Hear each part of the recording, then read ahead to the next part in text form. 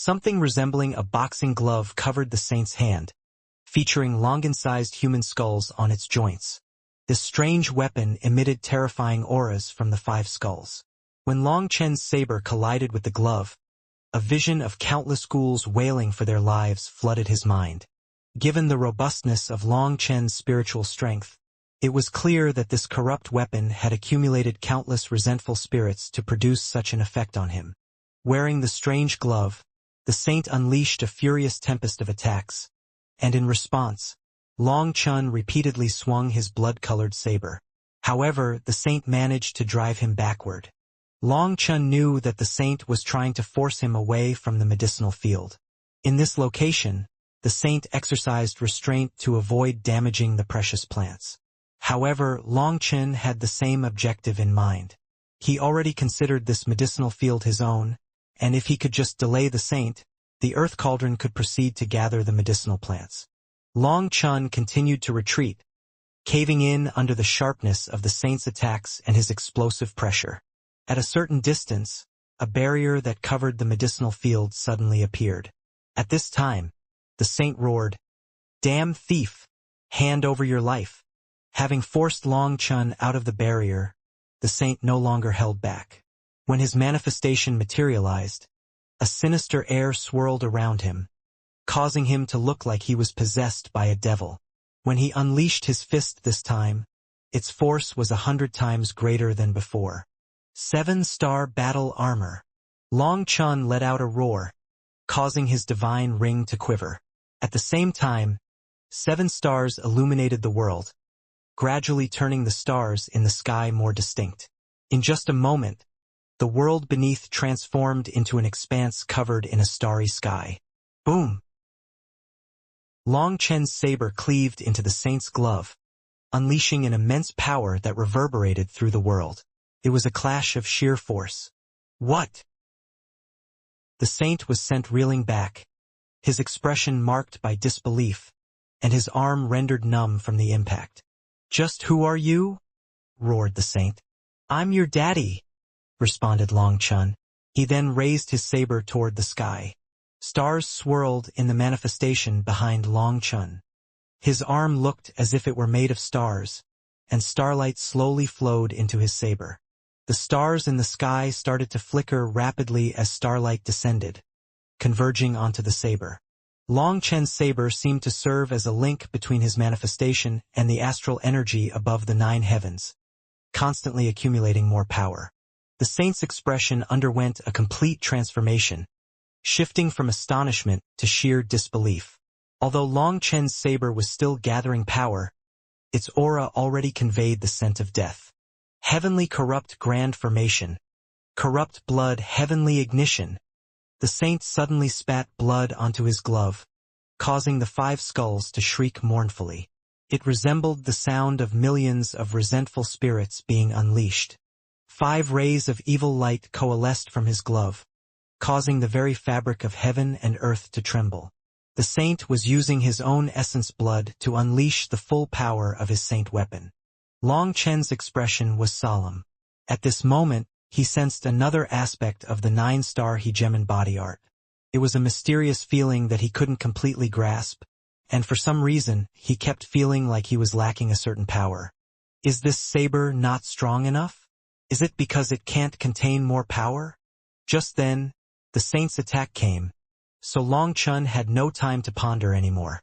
He swung his saber down, unleashing all his accumulated astral energy. Boom! It was like the very cosmos had exploded. Long Chen heard a miserable scream from the saint and saw half of his body obliterated. Long Chen's attack was absolutely terrifying, almost killing the saint in a slash. At this moment, Long Chen's saber transformed into a streak of light that accurately pierced the saint's head. After that, the saber rumbled again, and the marks of the fiendish faces on it lit up. Its aura once more grew explosively. Long Chen's heart shook.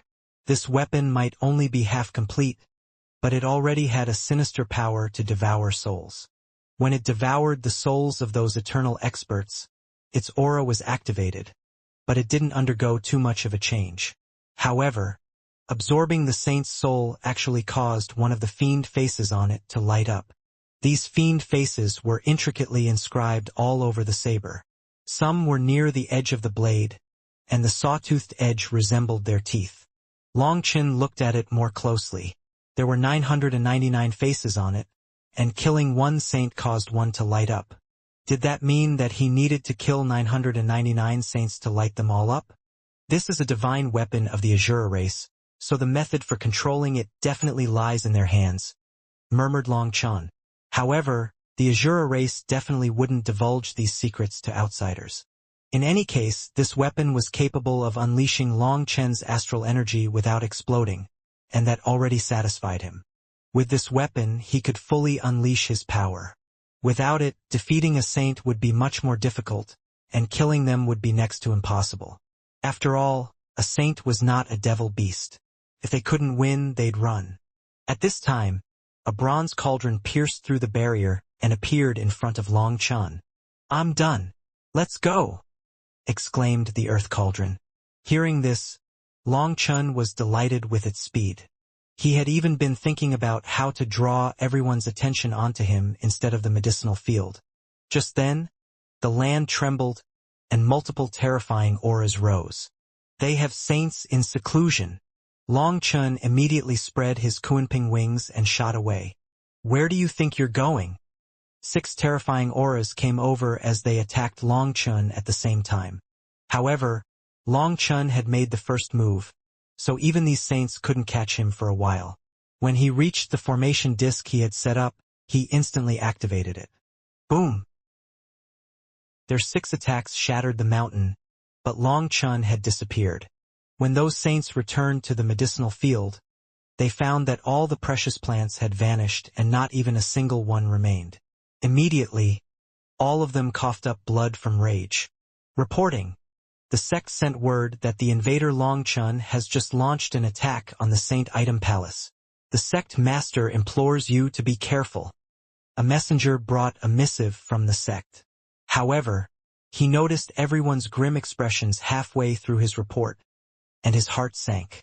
"Wow, Senior, you're amazing.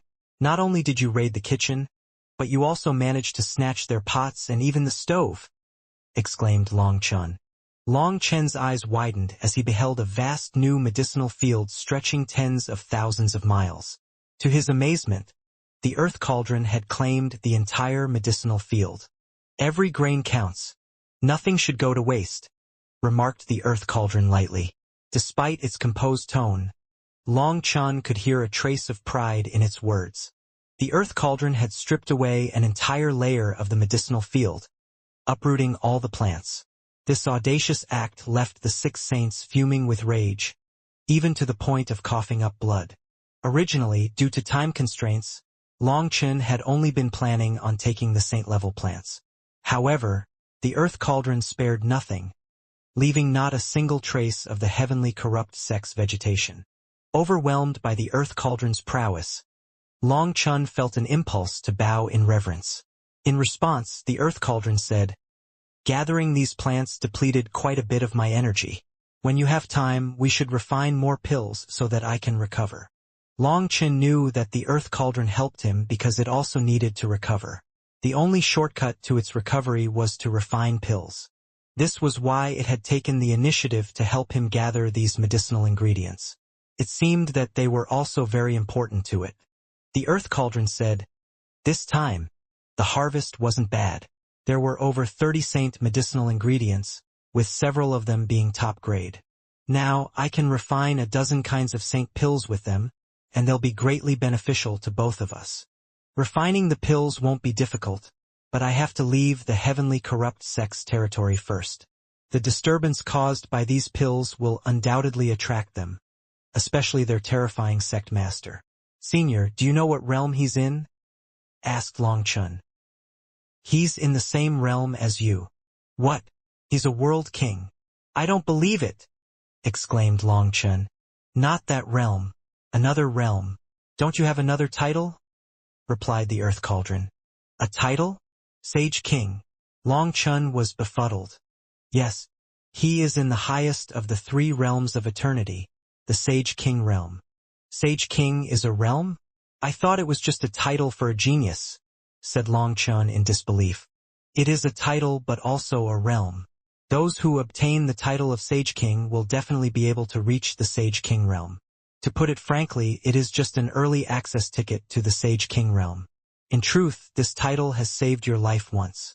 Otherwise, you would have died when you tried to do that soul search, explained the Earth Cauldron. What do you mean? Asked Long Chun.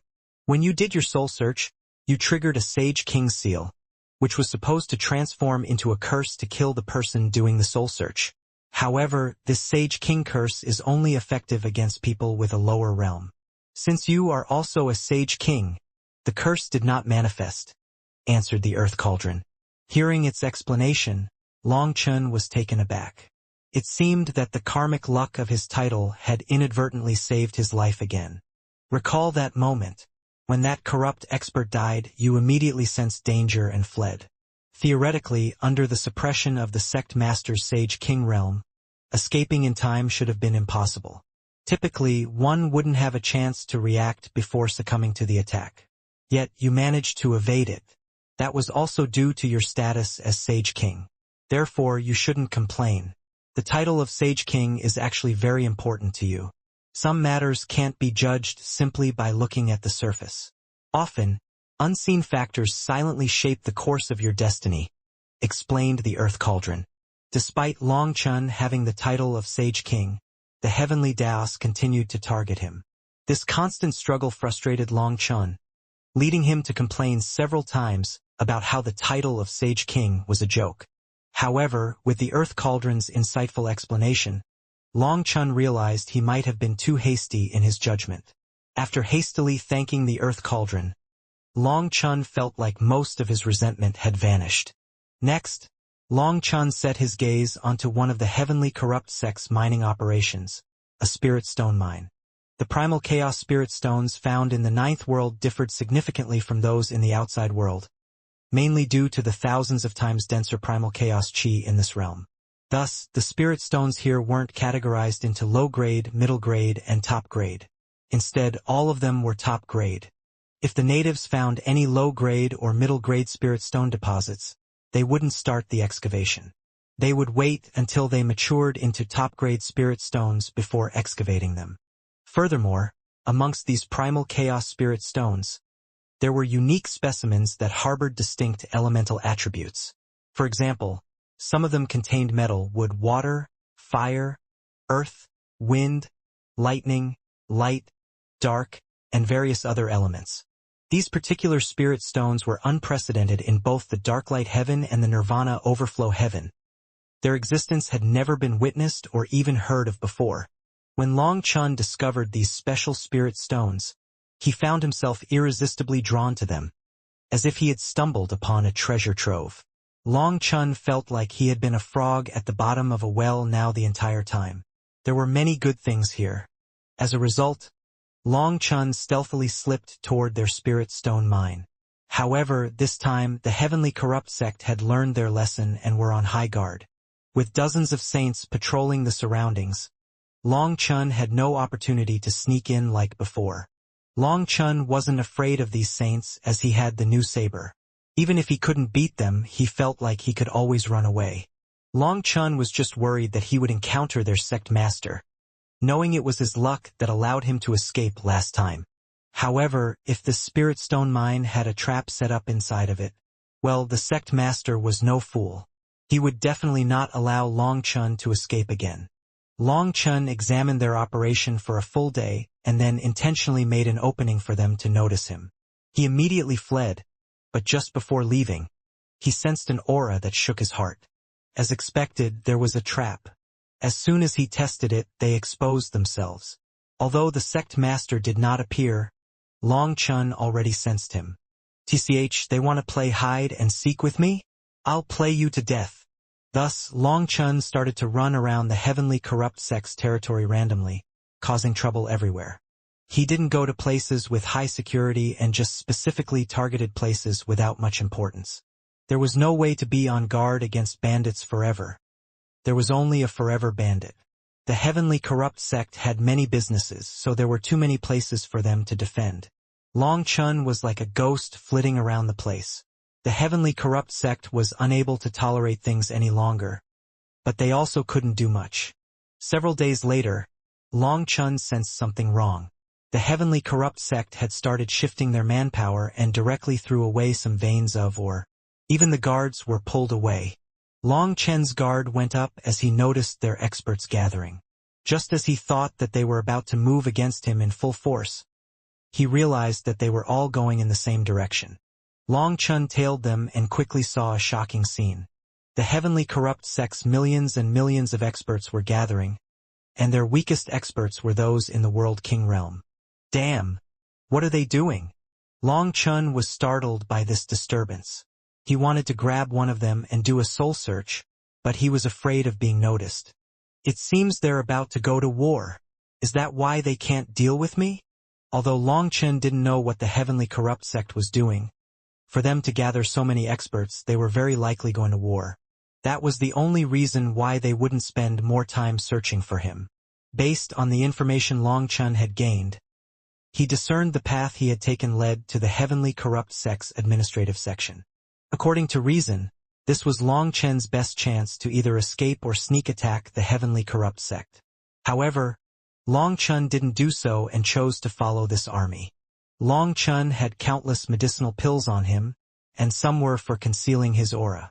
These medicinal pills had even deceived a terrifying assassin like Ying Tian. So tricking the likes of these people was simple. On the second day, following behind this army, Long Chun saw a shocking scene. The huge army actually merged with another. The two armies started with equal numbers. After assembling, they underwent a brief reorganization before advancing once again. Then came a third merge, followed by a fourth. Long Chun found himself in disbelief. By the fifth merge, their forces had expanded significantly, finally joining the main army, which was thousands of times larger. They were like streams gradually converging into a mighty river. How can the heavenly corrupt sect's foundation be so terrifying? Although Long Chun had done multiple soul searches, it seemed that many of the heavenly corrupt sect's disciples didn't actually know the full extent of the heavenly corrupt sect's power. Furthermore, Long Chun sensed a squad of supreme experts numbering over 100,000 world kings. However, all the other experts of the heavenly corrupt sect treated them reverently, including the saints. There's a doyen with an even more terrifying aura than Ying Tian. Long Chun sucked in a cold gasp of air when he spotted their leader. It was a fair-faced, red-haired man with a skinny and lanky build. He had a crown on his head identical to the sect master's crown and carried a giant scythe on his back. It seemed that this man was the future heir to the heavenly corrupt sect's throne. Otherwise, he wouldn't be qualified to wear that crown. That was why even saints had to respectfully bow to him when they saw him. Although this man didn't intentionally release his aura, endless heavenly Tao runes flowed around him, as if prostrating at his very existence. This was something that hadn't occurred even with Ying Tian. While Long Chun had exchanged blows with Ying Tian twice, he knew that Ying Tian had not revealed his full power. However, just based on their doyen aura, this person exceeded Ying Tian. Of course, this didn't mean that he was definitely stronger. After all, Ying Tian was an assassin, whose specialty was in concealing their power. As long as Ying Tian didn't reveal his full power, no one would know for sure. However, as Long Chun possessed the 9-star hegemon body art, his senses were extremely sharp. Even at this immense distance, Long Chun felt like this person was definitely on the same level as Ying Tian or perhaps slightly stronger. I wonder what kind of heavenly doyen fruit will I get when he dies? Long Chun suddenly stared at this doyen like he was a beautiful heavenly doyen fruit. Long Chun almost started to drool. Last time, Xiachun had absorbed Long Chen's most powerful heavenly doyen fruit. After that, according to Xiachun's words, his power was at least 10 times greater. So, despite being in the Dragonblood Legion for the shortest time and always spending time with an undependable fellow like Guoran, Xiachun himself was very dependable. When Guoran spoke, you had to question whether or not he was just bragging. However, when it came to Xiachun, you had to wonder if he was severely underestimating his own abilities. If this fellow said that he was 10 times stronger, then it probably wasn't just 10 times. Thus, When Long Chun saw terrifying experts these days, all he could think of was how adorable they would be after becoming heavenly Doyen fruits. Gulping his saliva, Long Chun continued to carefully follow them. As for the scythe-wielding man, he never had dreamed that another man would be drooling over him. 3 days later, the heavenly corrupt sect's army arrived at a mountain valley, and in front of them was an endless wasteland. The army stopped at the border. At this moment, space twisted, revealing the sect master. Damn, the heavenly corrupt sect's territory is so huge, but he can simply appear wherever he wants according to his will? Long Chun was stunned to see the sect master. Wait, no, that can't be right. If he had that ability, how could he let me off? Long Chun quickly realized that he was wrong. All of a sudden, he looked down and saw a blood-colored totem beneath the sect master's feet, so he immediately rolled his eyes. It seemed that it was simply a spatial transportation formation. Long Chun simply didn't notice someone had tossed out this totem. All the heavenly corrupt sect's disciples knelt toward their sect master, and only the scythe-wielding man continued to stand. The sect master didn't even look at these disciples.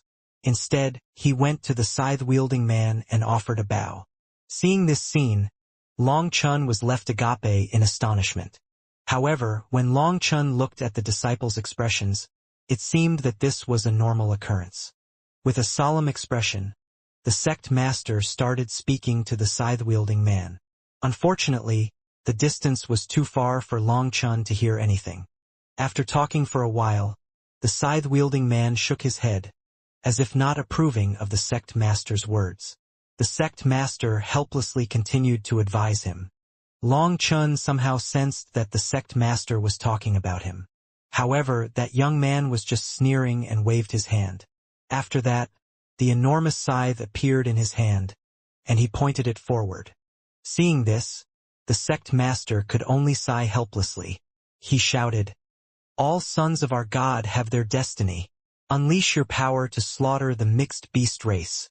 Offer them as sacrifices. Destroy their divine lamp, and have the corrupt god's light ignite their divine pool." In response to the sect master's fervent exhortation, a rune suddenly manifested on the scythe-wielding man's forehead. After that, an ancient and sinister aura emanated from him.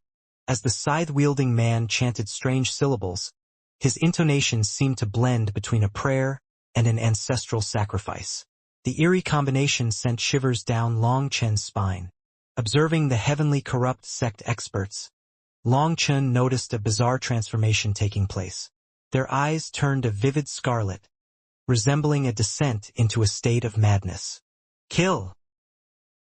From top to bottom, including the sect master himself, everyone roared and charged toward the wasteland. The moment they charged forward, roars also came from the depths of the wasteland. It felt like monstrous beasts from the desolate era were awakening, erupting with an instant explosion of killing intent. Kill! The experts of the heavenly corrupt sect unleashed thunderous roars, their eyes ablaze with scarlet intensity as a sinister aura erupted from within them. It felt like they were possessed by some strange power. Their fear was no more, replaced by a berserk and unbridled desire to kill. This should be a utilization of faith energy. That red-haired man really isn't ordinary, murmured Long Chun. Even the sect master was polite and careful when speaking to him, so his status had to be extraordinary. Although Long Chun didn't hear what they were talking about, based on their expressions, it was most likely about how this red-haired man would be leading the heavenly corrupt sect's army against this opposing force. The sect master seemed more conservative. With a troublemaker like Long Chun in their territory, he didn't think it was a good idea to make a bold move at this time. However, the red-haired man had acted first, summoning the army of the heavenly corrupt sect without hesitation. The sect master wanted to change his mind, but the red-haired man's stubbornness left the sect master with no means to dissuade him. The red-haired man's aura was truly astonishing, giving Long Chun a sense of immense pressure. It was as if a formidable beast lay dormant within the red-haired man. Their army was endless, but only the sect master and the red-haired man possessed the ability to instill a genuine sense of mortal peril in Long Chun. Seeing this huge army, Long Chun had the urge to mix in with them. However, all of them had a layer of faith energy around them. So, if he were to sneak his way into the midst, he'd be instantly exposed. The wasteland in front of them quickly changed, becoming red with a discernible scent of blood permeating the air.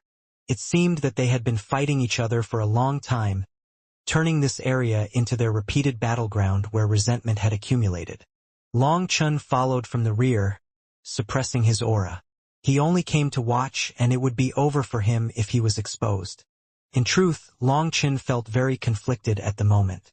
The Heavenly Corrupt sect was fighting one of their mortal enemies, presenting an exceptionally rare chance for Long Chun to conduct some robbery. Yet, Long Chun harbored skepticism that it would be as straightforward as it seemed. What he could think of, the Heavenly Corrupt sect could likely anticipate as well. They had probably hidden their treasures, and he wouldn't necessarily be able to find them in time.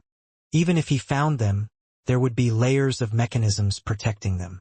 Without Xia Chun and Guoran by his side, he didn't have a chance to plunder them. Killing some little fish and picking up some leftovers? He wasn't interested in that. In the end, he chose to grit his teeth and follow behind them. Distant roars echoed, their origins sounding neither human nor beast. These eerie voices were extremely strange and possessed boundless killing intent. As the Heavenly Corrupt sect's army advanced, dust flew into the air from their opposing side, covering the sky. One figure after another appeared within that dust. When Long Chun saw those figures, he jumped in shock. These beings were hybrids, half-beast lifeforms. Some featured beast heads atop human bodies, while others displayed human heads atop beast bodies. There were those split between their upper and lower halves, and even others with human features on one side and beastly attributes on the other. Among the beings, some were in human forms but bore strange beast marks on their foreheads. Additionally, there were others with beastly bodies that featured a human form on their foreheads, resembling the merged appearance of Baishaola and Little Nine. Damn corrupt seeds, you've repeatedly provoked us. Do you think that the mixed beast race is easy to bully? Today, there shall be no more running. We will fight to the death. A mighty roar came from the other side. Their leader, a berserk Vajra ape wielding a bone club, stood an imposing 300 meters tall. Its entire golden body radiated strength, and on its forehead, a white-haired elder with a furious expression could be seen, though the voice emanated from the ape's mouth. Another sage king. This berserk Vajra ape seemed to be a pure-blood, immemorial demonic beast. Long Chen's heart quivered. This elder wasn't simple at all. Even the demonic beast he had merged with was a terrifying sage king.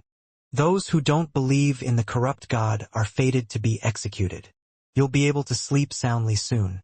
Let us fight to the death. As the sect master shouted, an enormous statue appeared behind him. Long Chen's heart shook once again. It bore a striking resemblance to the statue worshipped by the corrupt path in the Martial Heaven continent. Good. Then we will settle things once and for all today, roared the mixed beast race's elder. The berserk Vajra ape beneath his feet then raised its head and roared as well, beating its chest with its fists. Its drumming was like a heavenly drum that unleashed thunder and shook the world. With every beat, its aura grew. The sect master seemed familiar with its technique. Without further delay, he swiftly formed hand seals, causing the head of the corrupt god's statue to illuminate. Buzz. In an instant, the sect master and the berserk Vajra ape vanished from this battlefield. Although the two strongest combatants had left, the Heavenly Corrupt sect or the mixed beast race seemed indifferent to this development and continued to charge forward crazily. Long Chin knew that they were old opponents. This was a battle of soldiers against soldiers, generals against generals. Hence, the two sage kings had switched locations to not affect the others. After all, once the battle was over, the winner still had to continue surviving. If two sage kings were to fight on this battlefield, all that would remain in the end would be the two sage kings. Even if a clear victor emerged between them, he would have lost everything, and both sides would be losers in the end. Thus, in many battles, the most powerful experts chose to fight away from the main forces. Kill! The two armies finally clashed. resonating with furious roars that shook the heavens. A chaotic battle ensued, marked by ruthless and deadly exchanges on both sides. Flesh and blood flew through the air, driving everyone into a frenzy. After all, the scent of blood triggered their most primitive and primal desires. Boom! A giant scythe swept through the air, resembling a crescent moon that ruthlessly bisected all the mixed beast experts caught within its path. It left an arc etched into the ground. The red-haired man finally made his move. This seemingly simple move annihilated hundreds of the mixed beast race's doyens, and these were no ordinary doyens. They were elite members among their ranks. That scythe is really strange. Long Chun had been keeping a constant eye on this man, scrutinizing every single one of his movements. The moment the scythe swung through the air, a blood-colored light appeared on its edge. The light was not from the red-haired man's power but from the scythe itself. Amongst all the experts vanquished by the red-haired man, one doyen proved to be as strong as the life hunter expert Long Chun had previously slain. However, to Long Chen's surprise, when this scythe struck, that powerful doyen quivered and went stiff. He found himself unable to dodge that attack and could only watch as it severed him in two. This attack was truly bizarre. So bizarre that it sent shivers down Long Chen's back. Other than the red-haired man and the doyens he had just slain, no one else knew what had just happened. Just then, the red-haired man raised his scythe once more. The void exploded, and a black spear thrust toward his head. "The mixed beast race's young king has also appeared," murmured Long Chun. Buzz. As flames raged on top of the spear, a phoenix cry resounded throughout the sky. This spear seemed to be on the verge of igniting heaven and earth. "This time, I'll make sure to kill you." Hearing this, the red-haired man smiled sinisterly and blocked the attack with his scythe. Boom! The moment these two divine weapons clashed, the world was illuminated by a beautiful blood-colored divine light. Long Chun finally saw the master of this spear. It was a robust yet slender woman with sharply defined cheeks. Her eyes were profound, resembling a cold forest, emanating an air of aloof arrogance. Tall and standing half a head above Long Chun, she possessed a large and muscular physique, yet her proportions were remarkably beautiful. Her shoulders were broader than the average woman's, and her arms, though powerful, retained a slender grace. Thick, blonde hair was gathered into a ponytail, with a few loose strands adding a wild touch to her appearance. She was also a powerful doyen. Based on her aura, she was on par with this red-haired man. However, when their divine weapons clashed, she grunted and fell back a few steps. There was a twinge of shock in her eyes. "Today is the day of your mixed beast race's destruction. Face your death," declared the red-haired man with laughter.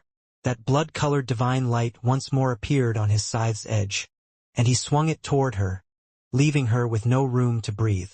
His movements were lightning quick. As expected, the scythe poses a real threat. Long Chun had never witnessed such speed before. It was as if the red-haired man had sliced through space-time, granting no time for anyone to react. This woman didn't have time to raise her spear for a block, but a golden shield bearing a phoenix mark materialized in her left hand, forcefully intercepting the scythe. The impact reverberated across the entire battlefield, causing it to sink. At the same time, a vortex unfurled, sending countless experts flying, some meeting their demise directly. The red-haired man gripped his scythe with both hands, unleashing a surge of blood chi. An enormous figure appeared behind him. The enormous figure was the corrupt god himself, wielding a scythe identical to the one held by the red-haired man. As the red-haired man swung his scythe downward, the figure of the corrupt god mirrored the action. This attack sent shockwaves through the world, infusing it with the divine power of a god. In the face of this overwhelming force, even Long Chun sensed his soul quivering. In response, a resplendent phoenix cry rang out, accompanied by a red flame. After that, a pair of red wings materialized behind the blonde woman's back, making her look like the flame reincarnation of a phoenix. Boom! Divine light flowed out of her shield, bringing life to the phoenix mark. With it, she forcibly blocked that attack. Two divine weapons clashed again, causing the void to collapse and countless cracks to spread in every direction. The world looked like it was about to shatter. "Ah, I want to fight too." Long Chun sensed his blood heating up, his own battle was surging within him. The power emanating from the clash shook him, and he found himself unable to suppress his own fighting spirit. Long Chun was also a battle addict inside. Both of his fights with Ing Tian had ended with the latter slinking away like a mudfish. In the end, he was unable to bring out any of his true power, which left him with a terrible feeling. On the other hand, the red-haired man and the blonde woman were different. Their fighting styles revolved around direct clashes of power, precisely what Long Chun craved. The blonde woman was sent tumbling back again, leaving a long ditch in the ground as she struggled to regain her footing. In a full power clash, she was at a disadvantage. "Ha ha ha! I was right, wasn't I? Your mixed beast race will be destroyed this time. Do you still doubt me?" sneered the red-haired man. Hearing that, Long Chun felt the urge to slap him. Was he an idiot? From the start, this woman hadn't said anything. Was talking to himself really so interesting? "You're just relying on your inheritance. So what? Do you think that I, Feng Yu, am afraid of you, a defeated general?" The blonde woman finally spoke. "Humph, victory and defeat are part of life. The one laughing at the end is the ultimate victor. But you won't be laughing in your grave." The red-haired man sneered and stepped through the void, followed by the corrupt god's figure. His scythe once more slashed toward her.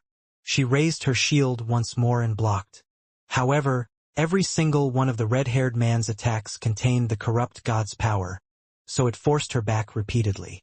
The red-haired man's assaults were relentless, delivered in rapid succession without giving her any chance to breathe, let alone counterattack.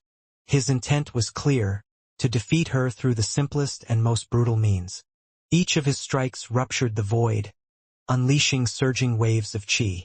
It was a power that not even saints would dare to block. The mixed beast race's saints wanted to save her, but couldn't even approach their battlefield. To complicate matters, the saints from the heavenly corrupt sect had also joined the fray. Gritting her teeth, the blonde woman seethed with resentment. In the previous two fights between them, she had been the winner. However, now that the red-haired man wielded this mysterious scythe, he was overwhelming her. She could only defend now, unable to even bring out her true power. If she wanted to counterattack, she would need an opportunity. If someone could intercept that scythe even just once, she would have a chance to recover, turning the tide of the battle. However, right now she could only grit her teeth and keep blocking. If this continued, she would run out of gas soon, as she was expanding more energy in defense. Unfortunately, there was nothing she could do. As I said, whoever laughs last is the ultimate victor. Do you want to counterattack? Even if I gave you that chance, it would be futile. I am far stronger than you now, laughed the red-haired man. With an absolute advantage in this battle, his arrogance had grown even more pronounced. Yet, he showed no mercy, persisting in his unrelenting attacks and denying her any opportunity for a counterattack. Clearly, after engaging in battle twice before, these two combatants had developed a profound understanding of each other. For experts of their caliber, once a weakness was identified, they would exploit it relentlessly until the opposing party succumbed. Continuing his unrelenting assault, the red-haired man relentlessly pushed the blonde woman further and further back. Simultaneously, the mixed beast race's army found themselves steadily retreating. They were starting to panic. They wanted to save her, but they couldn't even approach that battlefield. The saints and top geniuses of the mixed beast race, who possessed the ability to get close, found themselves under relentless attack from their enemies. As a result, the battle lines were continuously being pushed backward. After enduring a series of ferocious attacks, the blonde woman finally coughed up a mouthful of blood. The red-haired man sent her shield flying and turned her hand into a bloody pulp. "It's over!" The red-haired man sneered sinisterly, and his scythe swung toward her again. "No!" Horrified screams came from the mixed beast race's experts. The sage king of their race also returned, but some kind of divine light bound him. "Keep dreaming!" The sect master's sinister laughter rang out. In their perspective, the battle would essentially be over once this woman was defeated. "Am I going to die just like this?" The blonde woman watched as the scythe got closer, her eyes brimming with hatred and resentment. However, another object appeared in her field of vision, rapidly expanding. It was a bronze cauldron. Bang! With an explosive sound, the scythe solidly struck that bronze cauldron. "Ah, my scythe!" A mournful wail rang out. The red-haired man's scythe was now missing half of its blade, and his face twisted with fury. Meanwhile, the blonde woman stared in disbelief as a bronze cauldron materialized out of nowhere.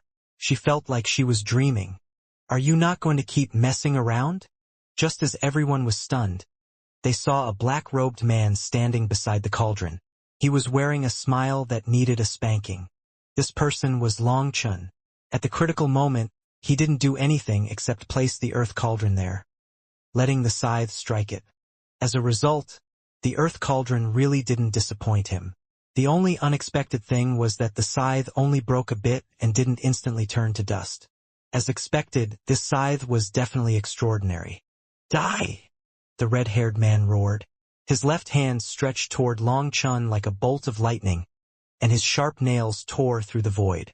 Although it was a hasty blow, its terrifying power shook the world. At this close distance, his nails almost touched Long Chen's throat the moment he attacked. "Hey, I was just joking. What are you so angry about?" shouted Long Chun. With a panicked expression, he retreated, pushing the earth cauldron forward. Crack! When the red-haired man's claws struck the earth cauldron, he screamed.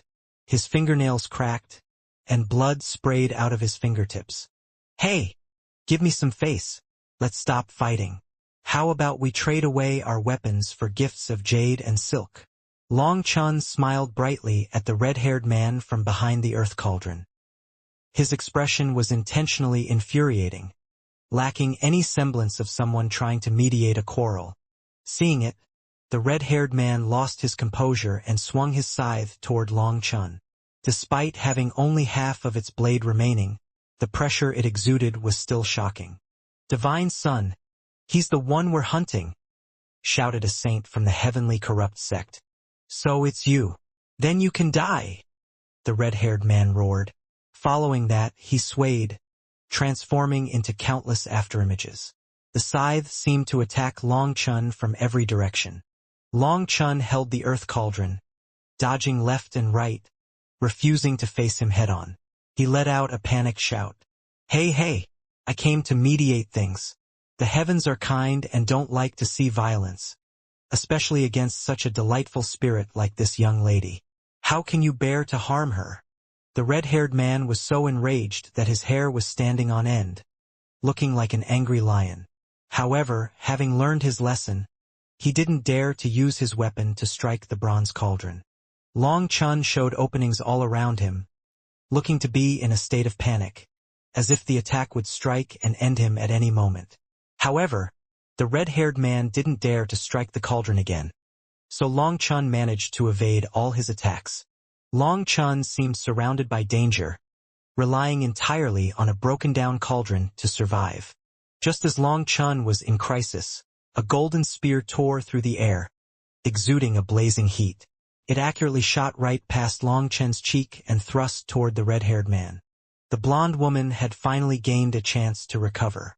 Seeing Long Chun in danger, she immediately launched a support attack. Boom! The spear sent the red-haired man flying back, interrupting his tempest of attacks. "Many thanks for your aid. I Feng Yu will remember this favor. This place is dangerous, so you should leave," shouted that woman. Although Long Chun had used the earth cauldron to crack the red-haired man's scythe, from his panicked movements, the blonde woman felt that Long Chun wasn't very powerful and simply relied on that strange cauldron to crack the scythe. Hence, she didn't even hesitate to help Long Chun without healing her wounds first. After all, he had saved her life, and she couldn't just watch while he was in danger. Long Chun was impressed. This girl's heart was surprisingly good. Since that was the case, he didn't mind saving her. Originally, Long Chun had been more than happy to just buy her some time to recover and then leave. After all, they were neither friends nor foes. Long Chun was simply happy to see the mixed beast race and the heavenly corrupt sect wear each other down. However, if she was going to act so righteously, Long Chun wasn't shameless enough to just leave her be. The enemy of your enemy might not be your friend, but helping them wasn't necessarily a bad thing. Hey, let's stop fighting. Hey, red-haired fellow, the one that looks like a donkey. I can see that you are not a good person. It would be a shame to cut you down right here and now. Long Chun dove into the battlefield with the earth cauldron. Leave. You're gonna die. Seeing Long Chun charge in like an idiot, filled with 1,000 openings, the blonde woman screamed in vexation. There was no way the red-haired man would let him off this time. Don't worry. This bronze cauldron of mine is very tough. He can't do anything to me. Aya! Long Chun suddenly let out a startled cry, as the red-haired man appeared behind him from an extremely bizarre angle. By the time Long Chun reacted, the red-haired man's claws already touched the back of his robes. After that, an even more bizarre scene occurred. The earth cauldron spun like a top, and with Long Chun gripping it, it pulled him away from the red-haired man's attack. Seeing this scene, the red-haired man was taken aback. This attack was one of his killing blows, which was meticulously executed in terms of timing, angle, and power. Yet such a flawless attack somehow missed its mark. Be careful! Shouted the blonde woman as the red-haired man launched his attack. Her spear then thrust forward at full power, aiming to force the red-haired man to defend instead of attacking. However, she was just a bit too slow to stop him. Yet, in this moment of apparent mistiming, it turned out to be the perfect opportunity to strike him. An opening that hadn't existed before suddenly appeared the moment his claw missed, and her spear struck the red-haired man head-on. It seemed as if the red-haired man had intentionally created an opening for her to exploit. Both the blonde woman and the red-haired man stood stunned. The spear drove into his chest, shattering the divine light protecting him along with his robes. Beneath the robes, there was armor, but it couldn't thwart the spear's advance. In the end, the tip of the spear plunged deeply into his chest. You bad egg? Who let you be disobedient? Just as the blonde woman's attack connected, Long Chun spun back with the earth cauldron and ruthlessly slapped the red-haired man's face.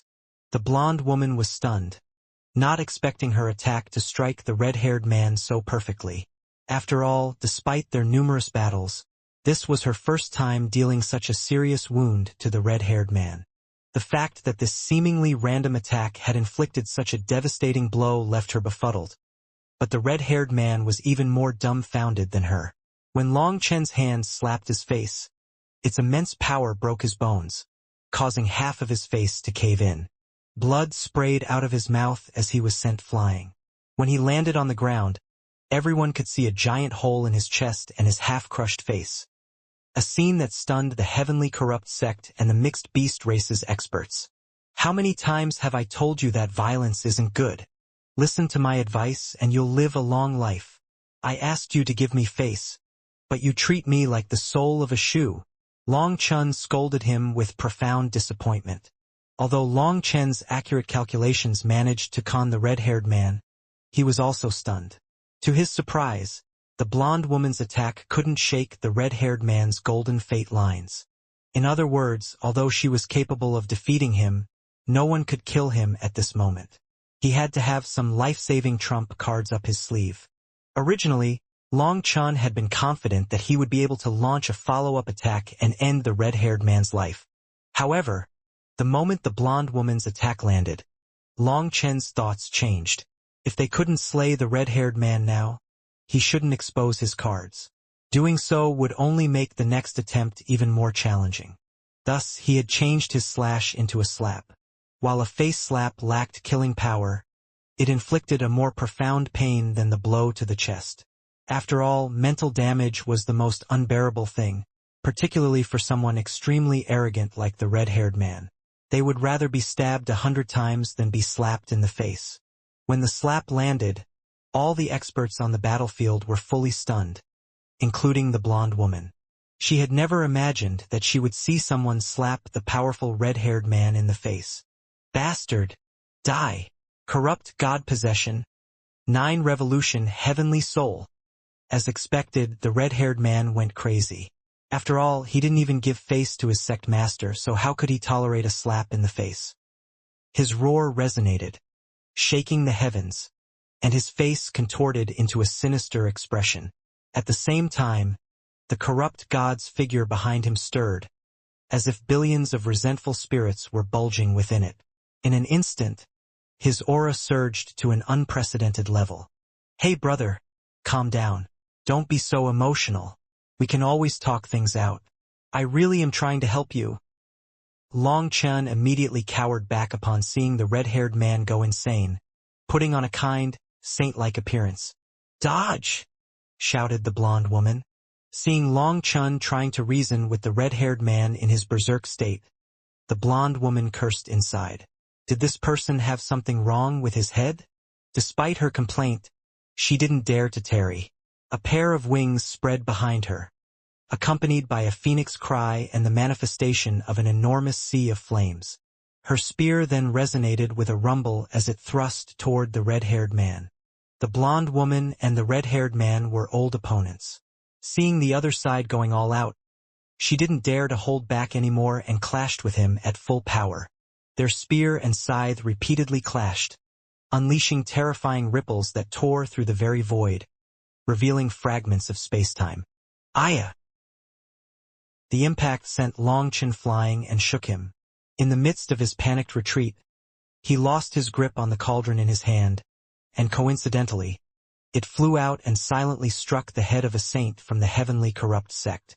Engaged in combat with a saint from the mixed beast race, the heavenly corrupt sect saint was taken completely by surprise. Stars spun in his eyes, and in that vulnerable state, his opponent seized the opportunity to smash his head, causing a flower of blood to bloom. Little fellow, good job. The saint from the mixed beast race gave Long Chen a thumbs up. After all, eliminating an enemy saint was a huge deal for him. What happened? Ah! Did I just beat a saint? Long Chen acted delighted and laughed, taking all the credit for the victory.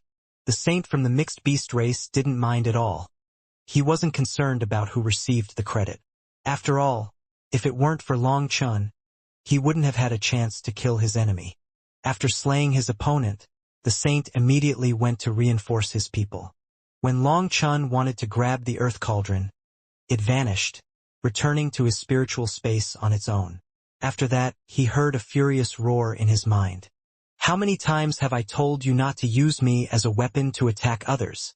I can only passively defend. Oh, I'm sorry. I forgot. Long Chen hastily apologized.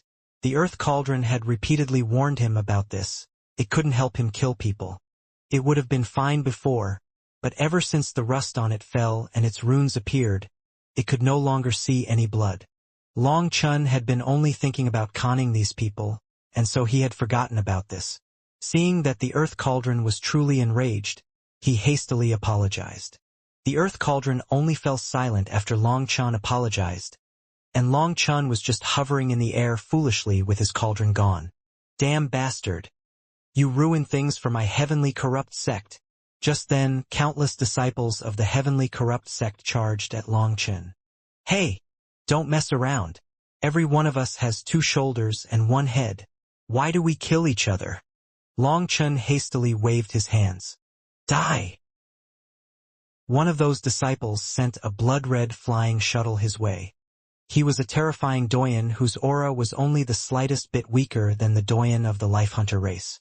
Along with him, dozens of other experts surrounded Long Chen, attacking him with such intensity as if he had just killed their fathers. Hey, if you have to fight, at least fight 1 against 1. Don't use numbers to bully people. Aya, you're immoral. Long Chen dodged left and right, not wanting to expose his true power. He managed to kill 2 corrupt experts who had advanced too far, but now that he was surrounded, he was barely hanging on. Hold on. I will save you soon. shouted the blonde woman as she exchanged full-power blows with the red-haired man. Ugh! Give up. You can't kill him, so don't waste the effort. Long Chen sighed inside. If that wasn't the case, he'd have long since helped her kill him. Seeing that Long Chen was in danger, the mixed beast race started to move to his side, wanting to help him escape. Not good.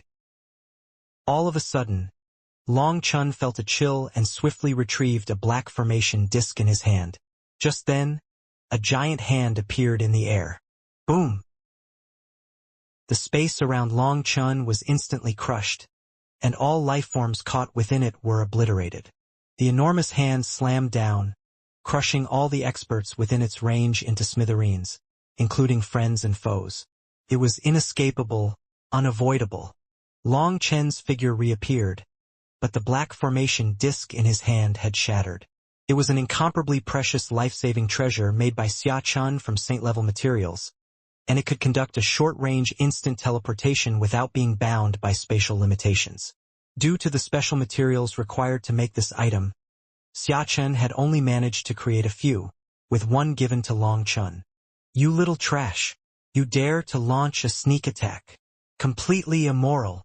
Long Chen pointed at the heavenly corrupt sect master after dodging that hand. It was his sneak attack that had forced him to use this treasure. The sect master seethed with anger as Long Chen pointed and cursed at him. As a prominent figure, attempting a sneak attack on a world king was humiliating enough, and the added disgrace was that the attempt had failed. At this moment, the mixed beast race's sage king felt a burning sensation on his face. He was supposed to fight the sect master, but he had let the sect master launch a sneak attack on Long Chen. Moreover, when he had wanted to assist Feng Yu, the sect master had obstructed him. He truly felt worthless right now. Shameless fellow, you have thrown the face of your corrupt god. If you have the guts, let's fight to the death right here, shouted the mixed beast race's sage king as he launched a furious assault. However, as soon as he did, his expression suddenly changed, and he charged toward Feng Yu's battlefield. Feng Yu, watch out! This sage king was shocked to realize that, after failing to sneak attack Long Chen, the sect master had left a clone behind to divert his attention while the sect master approached Feng Yu unnoticed. This sage king had unwittingly fallen for the ploy. On her battlefield, Feng Yu was fighting fiercely with her spear and shield combination, while the red-haired man could only hang on, unable to launch any counterattacks. He looked as if he would be slain at any moment. All of a sudden, her hair stood on end, and an intense sensation of crisis descended upon her. At the same time, she heard the warning from her sage king, so she decisively chose to flee. However, she was shocked to find two enormous hands had silently condensed around her. She now found herself trapped within the center of those colossal palms. This is the corrupt God soul extinguishing hand. It's over. Feng Yu's heart sank as she recognized this move. The heavenly corrupt sect master was truly a schemer. He had first sneak attacked Long Chen to draw their sage king's attention, while his ultimate target was actually Feng Yu. By the time she understood his intentions, it was too late. The corrupt God soul extinguishing hand was one of the sect master's strongest techniques, composed of the corrupt God's will. Once caught inside, a person's soul would definitely dissipate.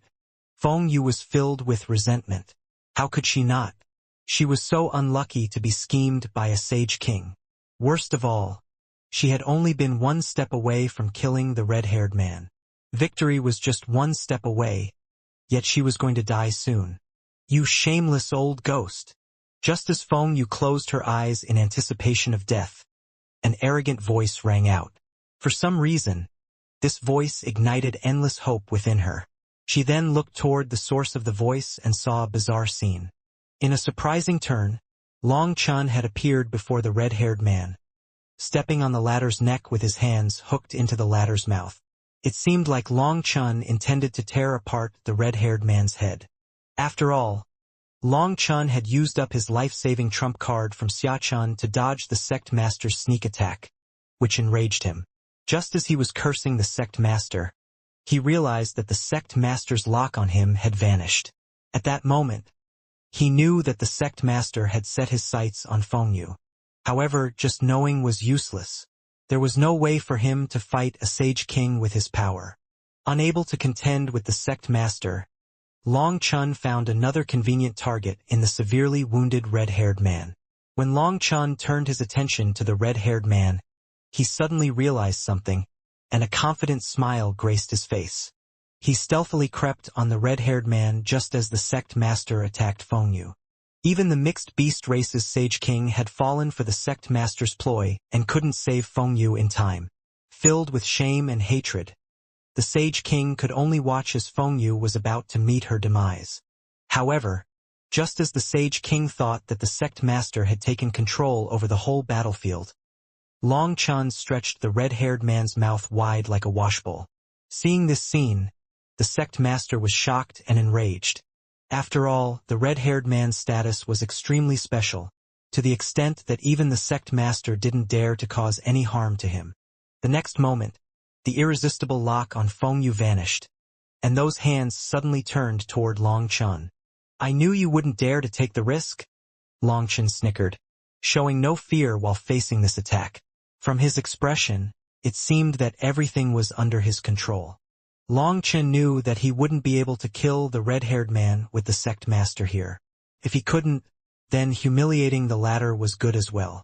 Thus, Long Chun's actions looked like he was putting on a comedy act instead of killing. The red-haired man had been recovering from Feng Yu's attacks when Long Chun suddenly attacked, catching him off guard. Seeing the sect master's attack coming this way, the red-haired man also attacked, his sharp claws reaching for Long Chun's knees. However, he missed as Long Chun was no longer on him. The next moment, a foot slammed into his back. Boom! The red-haired man grunted. Like a shooting star, he shot toward those two hands. Long Chun's timing was perfect as he used offense as defense. Unless the sect master was willing to kill the red-haired man, this terrifying full-power attack of a sage king wouldn't do shit to Long Chun. As expected, those hands hastily stopped. In truth, the hands had looked like they were crashing toward Long Chun, but they were still holding back. Hence, as soon as Long Chun kicked the red-haired man over, they stopped. The red-haired man crashed into the hands, which went soft like cotton and caught him easily. At this moment, the mixed beast race's sage king let out a roar and attacked, his aura even more terrifying than before. Clearly, he had enough of being schemed over and over again. "Retreat!" the sect master shouted. He then grabbed the red-haired man, and space twisted around them. Just as the mixed beast race's sage king arrived, the sect master already reappeared thousands of miles away. Following his order, the heavenly corrupt sect's army retreated like the tide. "You damn brat! Just you wait. Sci-Fi, will definitely make you regret coming to this world," shouted the red-haired man while glaring at Long Chun, his eyes full of rancor. "Brother, does your face not hurt?" Facing the red-haired man's threat, Long Chun looked at him with concern instead. Just like that, blood sprayed out of the red-haired man's mouth. He almost fainted out of anger. "Stop that. You'll hurt your mouth even more." Seeing the red-haired man who called himself Sci-Fi cough up blood, Long Chun hastily spoke up out of concern. Long Chun had torn Sci-Fi's mouth as he had pulled it from both sides. After all, Sci-Fi's arrogant mouth was truly dislikable. However, his mouth was unexpectedly sturdy. Long Chun had stretched it wide in an attempt to break it, but it didn't give way completely, showing only some small tears. Sci-Fi was so enraged that he coughed up blood, some of which originated from his wounds, giving the appearance as if his cheeks were oozing blood. After that, the droplets of blood were like glue, creating a shocking yet comical scene. Onlookers couldn't help but stare at it, and one heavenly genius stared too long at Sci-Fi's face, causing Sci-Fi to kill him due to his fury and embarrassment. "Brat, report your name," roared Sci-Fi. Long Chun smiled, flicking some dust off his robes. He said, "I bear the surname Long, with the name Chun. Among my friends, I'm Boss Long San. When Boss Long San appears, the earth roars and the heavens howl. When Boss Long San leaves, ghosts sob and gods weep. Child, it's not good to be so arrogant at such a young age."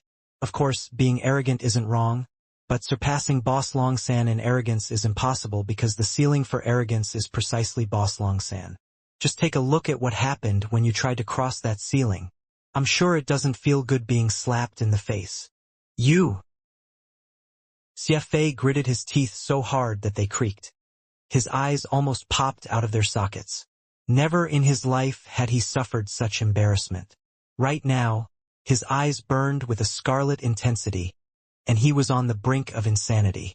On the other hand, seeing Longchen drive Sci-Fi to the point of insanity, the mixed beast race's people felt a deep satisfaction. After all, their enmities toward the corrupt path ran deep, carved deep into their very bones. Don't be like that. If you have guts, let's fight one-on-one right now. I won't bully you. How about I only use one arm? Suggested Longchen, putting one hand behind his back. Hearing this, Sci-Fi felt even more incensed. He was still covered in wounds from his fight against Fengyu. How could this shameless fellow challenge him now? If you feel like it's unfair, I'll also bind my mouth, provoked Longchen. Sci-Fi felt so much rage that he started to shake. Longchen's provoking art had practically reached the pinnacle of this world. He made Sci-Fi feel like he was going crazy, but there was nothing he could do. You damn ant! Once I recover my full strength, I'll crush you with a single hand, roared Sci-Fi. In Sci-Fi's eyes, although Longchen was strong, Longchen was not even close to a match for him. If it weren't for that strange bronze cauldron, Sci-Fi was confident in slaying him in just 3 moves. TCH, who doesn't know how to talk big? Based on what you said, I'll hereby declare that I am still hiding my true power, and if I were to stop holding back, I could choke you to death with my piss. Do you believe what I said? Exclaimed Longchen disdainfully. A burst of laughter erupted from the mixed beast race's experts. Part of it was in response to Longchen's words, but another part was their desire to enrage Sci-Fi further. Hopefully, they could make him simply die from anger. Sci-Fi shook violently and clenched his fists tightly. Seeing this, the heavenly corrupt sect master hastily sneered, "Brat, you're too ignorant. Do you know the consequences of provoking my heavenly corrupt sect?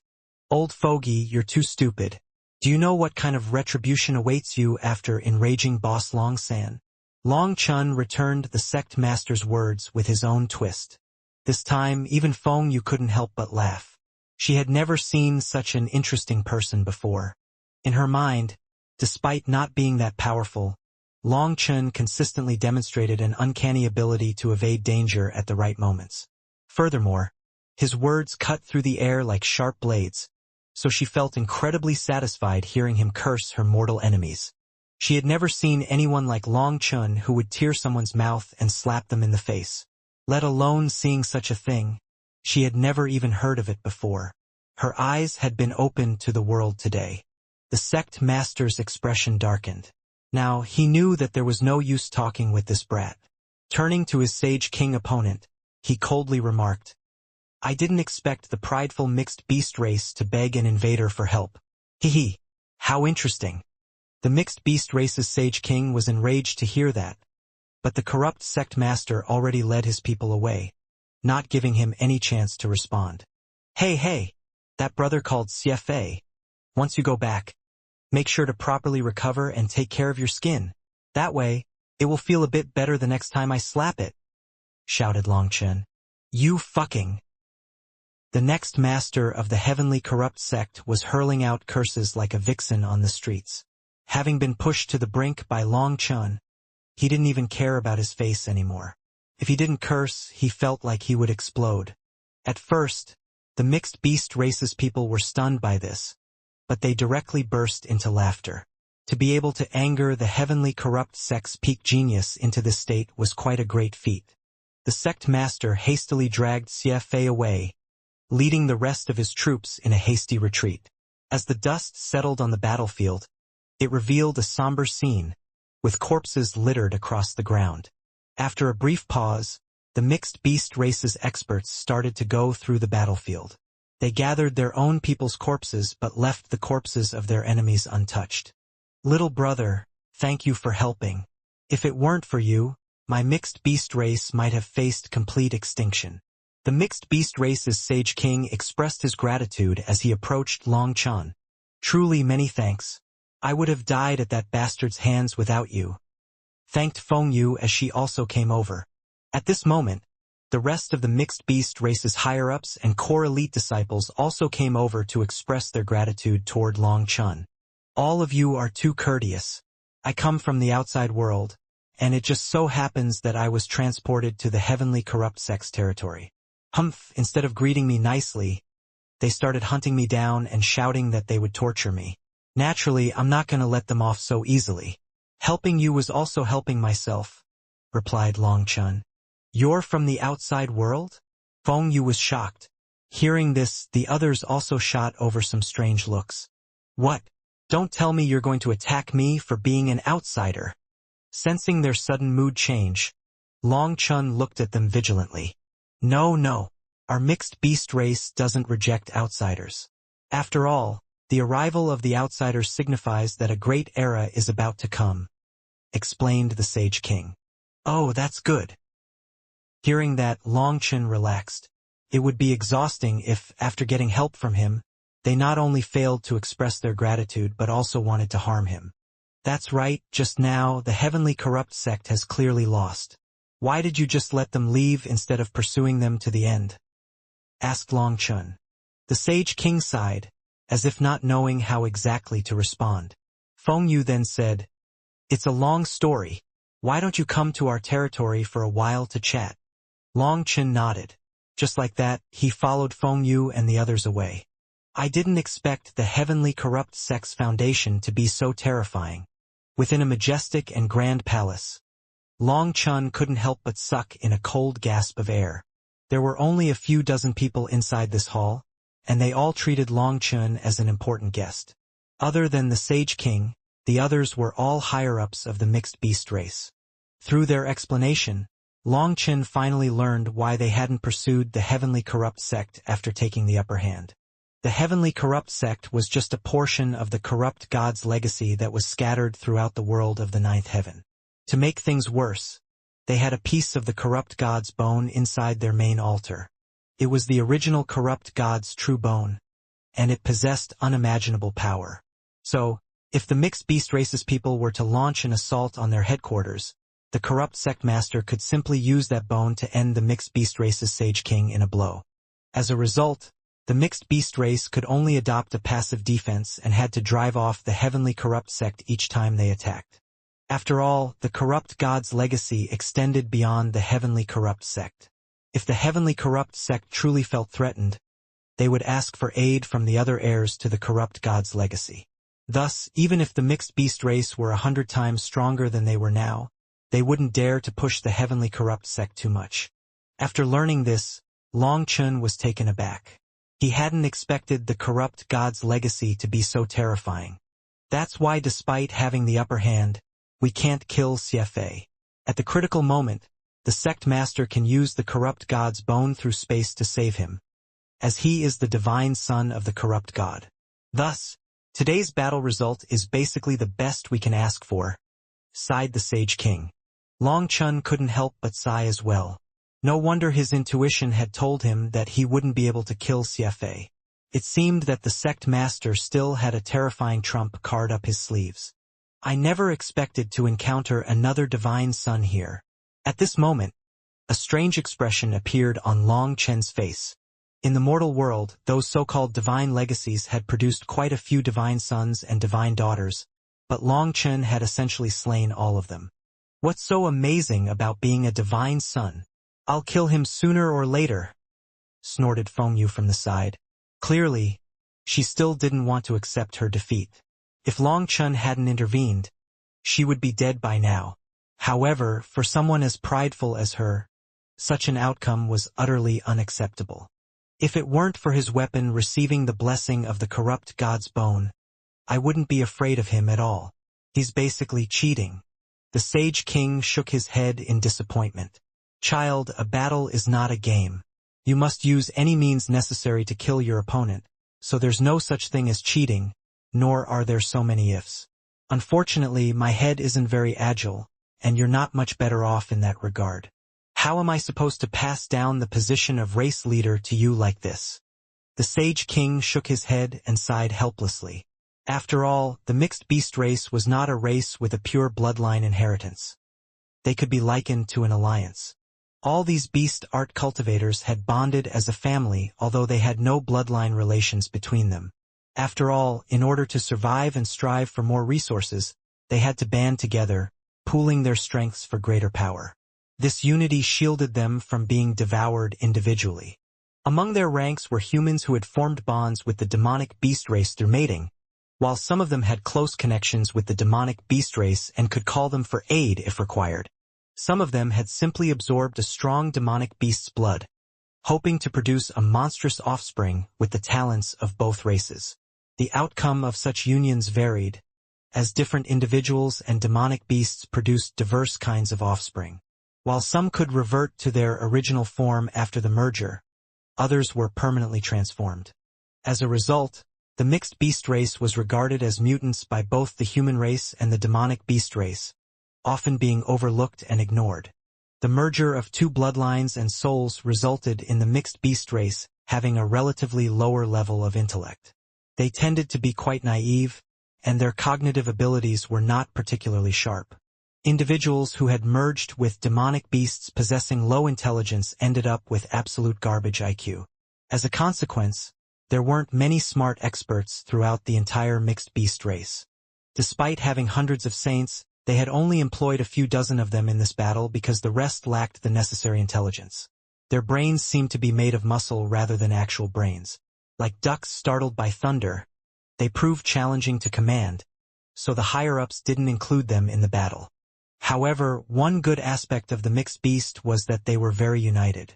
As long as their leaders gave the order, no one would question it. Especially in battle, the mixed beast race's warriors were unafraid of death. Hence, even though their heads weren't too bright, their advantages made up for this. As long as they had a comparatively smart leader, no one would dare to provoke them. The Sage King of the mixed beast race had been their pillar all this time. However, he had grown old, so he wanted to raise a new leader to lead them. Endowed with the ancient phoenix's bloodline, Feng Yu stood out as the strongest and most talented expert among the mixed beast race's junior generation. Not only was she strong, but she also exhibited intelligence and the qualities of a natural leader. Because of this, the Sage King had always wanted to groom her as his successor. So, for his successor to say something so childish disappointed him. This time, it was my fault. The heavenly corrupt sex master out-schemed my foolish head. However, Feng Yu, your intelligence is not inferior to Sci-Fi's. You win some and you lose some, and to be able to accept defeat is the path of the king. You can't make excuses for the sake of our race's future, explained the Sage King solemnly. I understand. Feng Yu lowered her head. Observing her calm expression, the Sage King didn't press the point any further. He then shifted his attention back to Long Chen. For you to aid us in our time of need, my mixed beast race will carve this gratitude into our hearts. However, there are some words I want to express that may be offensive. Please, instruct me, Senior, Long Chen hastily replied. Although your power is impressive, the reason you could make Sci-Fi suffer is that you relied on that mysterious cauldron. Sci-Fi will learn from his mistakes this time and won't make the same mistake. You relied entirely on luck this time. So, in the future, you should avoid fighting Sci-Fi, advised the Sage King carefully. Long Chen laughed inside. This elder's heart was good. He thought that Long Chen was too weak to fight Sci-Fi, which proved that Long Chen's acting skills were good enough to be able to trick this Sage King. Is Senior warning me that my only ability is sneak attacking and exploiting other people's ignorance? I already know that. I don't dare to face that fellow directly.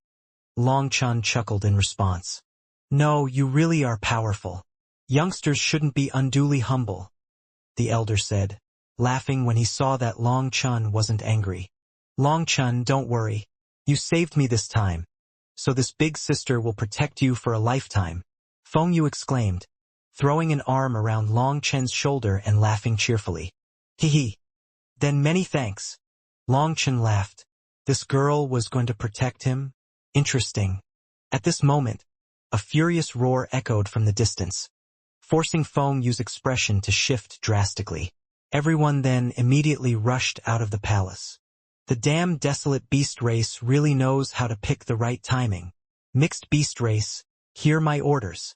Give up the outer defense line and retreat to the inner ring. Shrink the battle lines and focus on defense. When Longchen followed Feng Yu and the others out of the palace, they saw a chaotic scene all around them. What's going on? Asked Longchen. It's another one of our enemies. The desolate beast race has launched an attack as well. They must know about our recent clash with the heavenly corrupt sect and are seizing the opportunity, thinking we're still recovering, explained Feng Yu with irritation. The void split apart in the distance, revealing two enormous figures that charged into the sky. Due to how fast they were, Longchen couldn't see their appearances clearly. However, based on their auras, Longchen knew that two Sage Kings were clashing, and one of them was the mixed beast race's Sage King. Longchen, I'm going to deal with the desolate beast race's main force here. I might not have the power to protect you, so you can either stay here or participate in the battle. Just make sure that you're safe, said Feng Yu. I'll be fine. Just do what you have to do. I'll watch from over here, answered Longchen. Feng Yu nodded. With a fierce shout, she dashed forward, displaying a pair of blood-red fiery wings on her back. With her leading the way, the mixed beast race's experts launched their counterattack. As their leader of the junior generation made her move, everyone else did as well. Longchen followed from the rear and saw the fringes of the battlefield. Following Feng Yu's orders, a large batch of the mixed beast race's experts fell back and shrank the battle lines. Very quickly, Longchen saw the desolate beast race. Their auras were a bit similar to those of the mixed beast race, but they possessed a strange desolate chi, a sign that they were all extremely ancient species. The desolate beast race consisted of all kinds of existences. Some flew in the sky, others ran on the ground, swam in the water, and even climbed on the cliffs. Every conceivable form of existence seemed to be present. They were massive, and their sheer numbers were staggering as they crashed down upon the defenses of the mixed beast race. Due to the fact that the mixed beast race had just undergone a bloody battle, they found themselves at an instant disadvantage and were forced to retreat further and further. When one of them fell in battle, the desolate beasts would directly devour their body. The scene was incredibly bloody. Die! Seeing her people being slain like this, Feng Yu was incensed. With her golden spear, she tore open a hole in their line of offense. Damn! This girl's pretty violent. From the rear, Longchen saw it clearly. That one attack from her had wiped out many enemies, including dozens of eternal experts and even one saint. Fall back. Leave this area to me, shouted Feng Yu. Just as she said this, two golden figures shot toward her, smashing bone clubs at her. Longchen jumped in shock. The two creatures were monkeys with golden fur, standing at less than 5 feet tall and appearing extremely skinny. They didn't seem threatening at all. However, the world was enveloped in powerful Doyan energy upon their arrival. How can these two monkeys be so powerful? Longchen exclaimed in astonishment. When their demonic chi erupted, their auras were only the slightest bit weaker than Sci-Fi's. However, when the two of them joined forces, their attacks were incomparably sharp. Boom! The two monkeys and Feng Yu exchanged blows, producing golden divine light that blinded people. As their vision cleared, they witnessed the three combatants engaging in a fierce battle. Two bone clubs and a golden spear collided repeatedly, causing the world to flicker with each clash. I really was a frog at the bottom of a well before. Such small monkeys are actually capable of unleashing such immense power. The two monkeys looked so weak that a single slap could kill them, but their power was actually so monstrous. Furthermore, their bone clubs didn't seem to be natural objects. They were pure white like jade, but due to the golden runes covering them, they looked like golden-laid jade, and their auras were actually greater than those of an ordinary saint item. On the battlefield, the two monkeys could cooperate perfectly, while Feng Yu seemed to be very familiar with them. As a result, both sides were evenly matched. Kill! At this moment, the rest of the mixed beast race's experts let out a furious cry and surged forward. In response, an endless tide of golden monkeys surged from behind the two monkeys. These golden monkeys were different from the rest of the desolate beasts, as they held weapons in their hands and possessed immense power. The moment they clashed with the mixed beast race's experts, an intense, bloody battle erupted. In this chaotic battle, experts constantly fell on both sides, soaking the ground with their blood. These golden monkeys have an ancient bloodline and can actually direct this group of desolate beasts.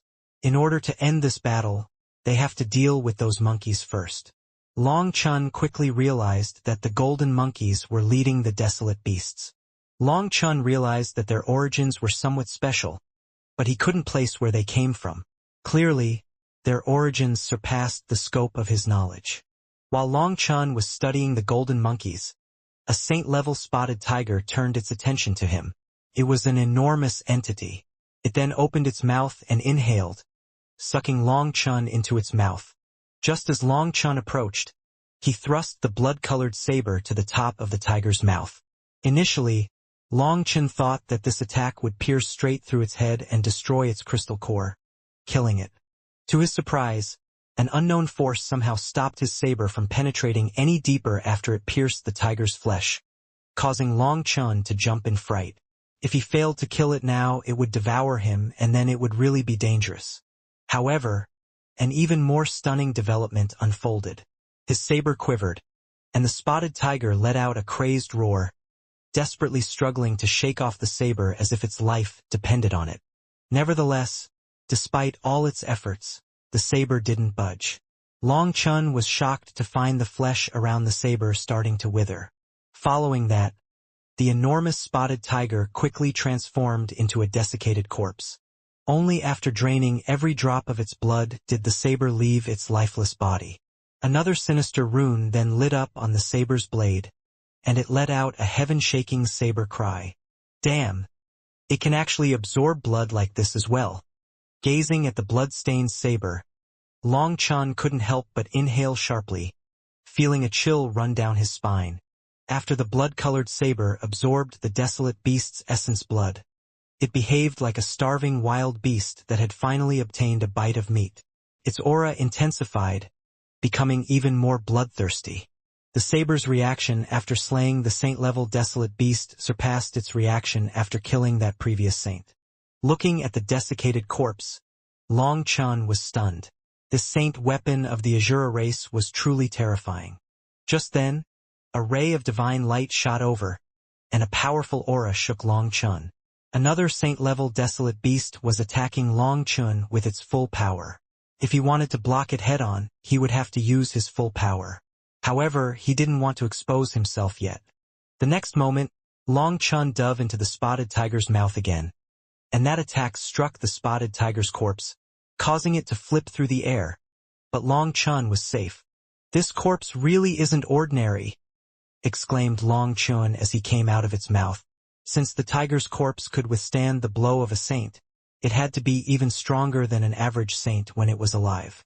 Unfortunately, the blood-colored saber had stabbed it somewhere vulnerable, leaving it unable to unleash any of its impressive power before it died. After coming out, Long Chun put its corpse away and turned toward the beast that had just attacked him.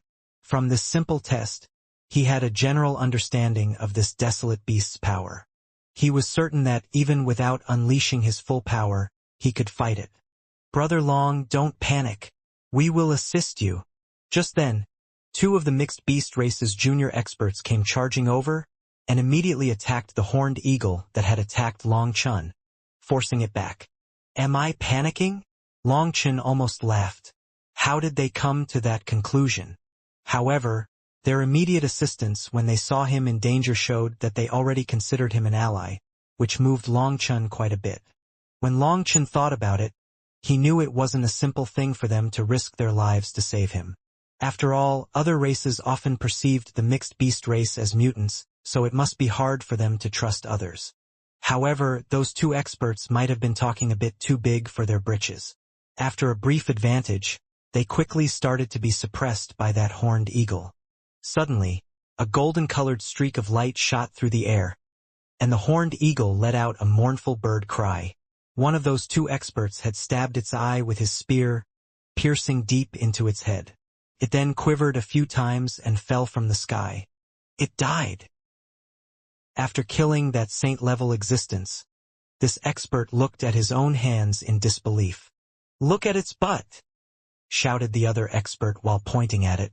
They saw a giant shining arrow stuck to the area below its stomach, so they hastily looked toward Long Chun. As expected, a giant golden crossbow had appeared in Long Chen's hands at some point. The arrow it held measured several meters in length, and Long Chun had fired it. "Damn, Guarant's wares really are top grade. Even the trash he's discarded is still badass." Long Chun nodded in admiration. This was a gift from Guaran to Long Chun.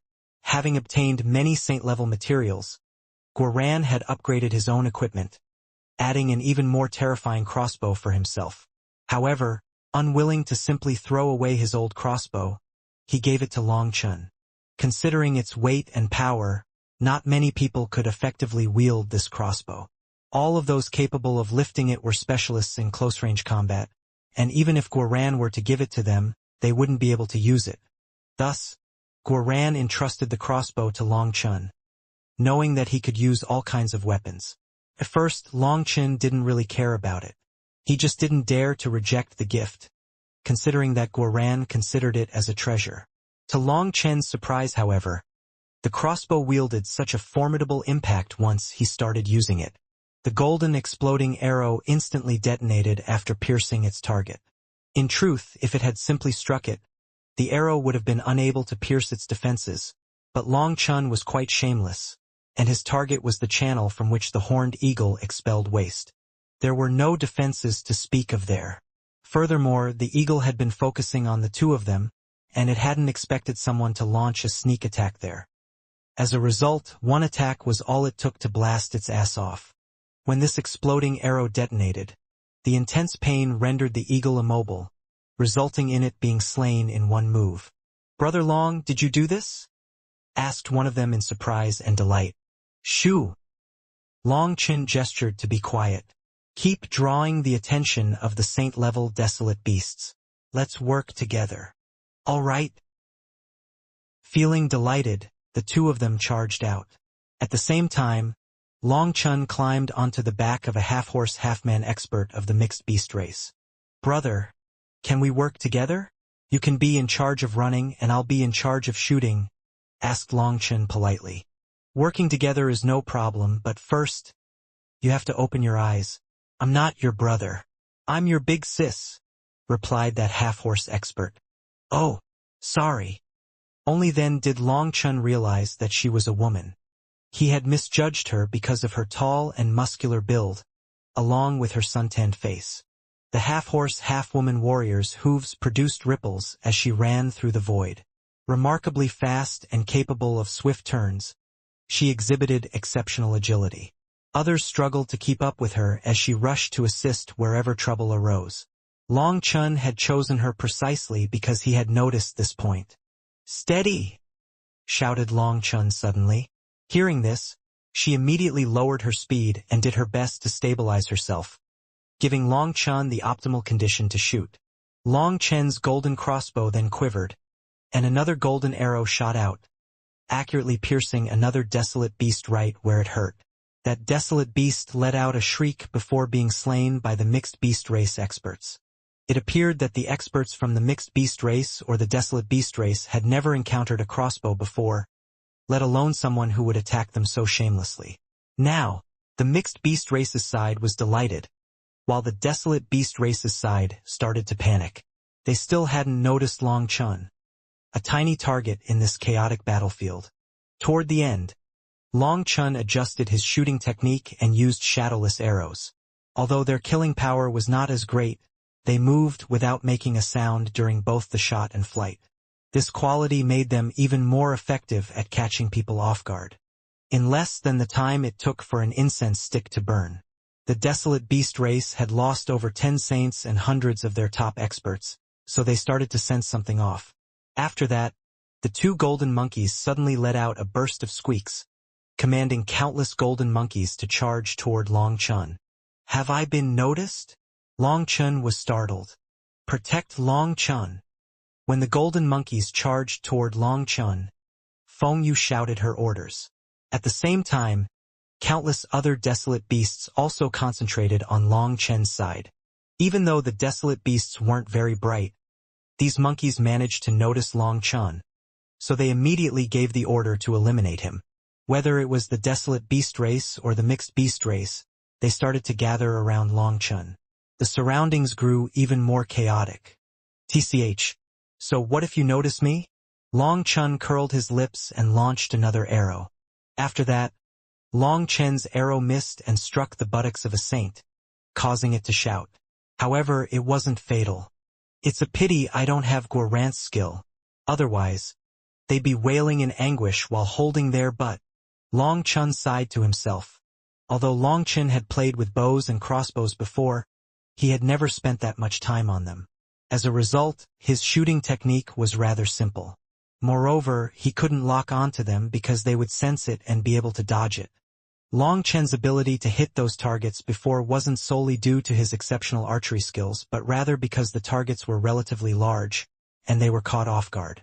That was why he had had an almost 100% hit rate. Now that they had noticed him and were on guard, Long Chen found it challenging to strike them.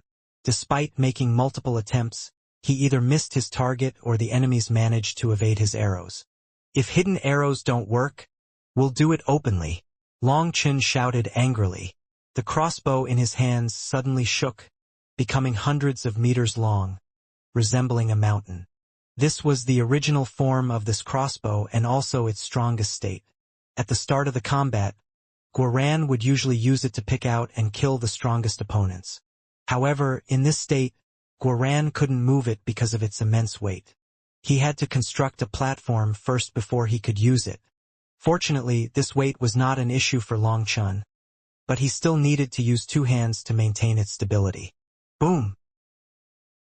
An arrow 3 times thicker than a human waist shot through the air and gave rise to a tornado. With an ear-piercing whistle, it barely left the crossbow and already collided with a huge desolate beast, triggering a powerful explosion. The immense power of the arrow directly blasted the desolate beast's mouth apart, causing flesh and blood to fly through the air. As the desolate beast was in immense pain, a saint from the mixed beast grasped the opportunity to kill it. Long Chun repeatedly shot arrows, and every time, his arms would almost go numb from the impact. This weapon wasn't designed for such use, and even Guoran needed a platform to deploy it effectively. Despite the substantial backlash, the killing power was remarkable. The ear-piercing whistle that was unleashed when it left the crossbow was especially invigorating and satisfying. Even with his average archery skills, Long Chun couldn't miss as the desolate beasts were so huge. Even if he didn't strike it in a vital part, it was enough. After all, the mixed beast race's experts were on his side. So every arrow he shot would create an opportunity for them to slay another target. Just like that, they forced the desolate beasts further and further back. This battle started to develop with Long Chun at the center, and they slew the desolate beast race's top experts one by one. Because of him, the mixed beast race quickly took an absolute upper hand. Long Chun also noticed that despite attacking with a huge number, the desolate beast race's experts were a far cry from the heavenly corrupt sex experts in terms of individual power. The mixed beast race had only been at a disadvantage due to being caught off guard and not fully recovered from their last battle. However, by relying on this giant crossbow, Long Chun directly reversed the tides. Even though weariness crept in on the mixed beast race's side, their fighting spirit still burned strongly. So, in no time, the ground was littered with the corpses of desolate beasts. "Careful!" shouted a mixed beast race expert who had been cooperating with Long Chun. Amid Long Chen's joyful shooting, a monkey cry suddenly echoed behind him, and a 3-foot-tall creature covered in golden fur lunged toward him with a foot-long bone blade. The monkey's scarlet eyes, exposed canine teeth, and sinisterly twisted face created an eerie sight as the bone blade effortlessly knocked aside all obstacles between it and Long Chun. To Long Chen's surprise, This seemingly unremarkable monkey had an exceptionally powerful aura. It was most likely the strongest existence of their junior generation aside from the two monkeys next to Fengyu. Seeing some runes flowing like dripping poison from the bone blade, Long Chun knew that it was anything but ordinary. In a swift move, Long Chun dodged backward, using his crossbow to parry the attack. But unexpectedly, the bone blade actually broke off a piece of the crossbow. This blade was, in fact, on par with saint items in terms of sharpness. After missing its first attack, the small monkey rolled through the air, nimbly avoiding the crossbow. It then repositioned itself and thrust its blade toward Long Chun's throat with extreme speed. On the other hand, Long Chun didn't even look at its second attack after dodging the first one. He simply threw some red powder at the monkey's eyes. As the powder covered its eyes, the monkey screamed. Clenching its eyes, it randomly swung the bone blade around. Following that, the mixed beast race's experts who rushed over to save Long Chun immediately underwent coughing fits. A piercing stench assaulted their senses, accompanied by a sharp pain in their noses, akin to millions of ants crawling inside. It was both painful and itchy, so they hastily retreated. I actually thought they were strong. But one handful of spicy flower powder was enough to repel them, sneered Long Chun. This powder was actually a saint medicinal ingredient harvested from the heavenly corrupt sect's territory. Its pollen was exceptionally spicy and had the capability to corrode anyone made of flesh and blood, even igniting grass and wood. Most terrifying of all, it wasn't poison, making it not easily detectable. The monkey was so close to Long Chun that the pollen directly hit its eyes, causing so much pain that it almost collapsed. The agony it experienced was even more excruciating than being struck by millions of blades. Scram! Long Chun grabbed the crossbow and swung it at the blinded golden monkey. With its spiritual perception in chaos, it couldn't dodge and was launched into the midst of the mixed beast race, where countless blades instantly devoured it. In an instant, the relentless onslaught of blades shredded the golden monkey into pieces. It was quite a grisly sight. Upon its demise, a frenzied wave of monkeys charged toward Long Chun in vengeance. This was a sign that the fallen monkey held an extremely high position amongst its kind.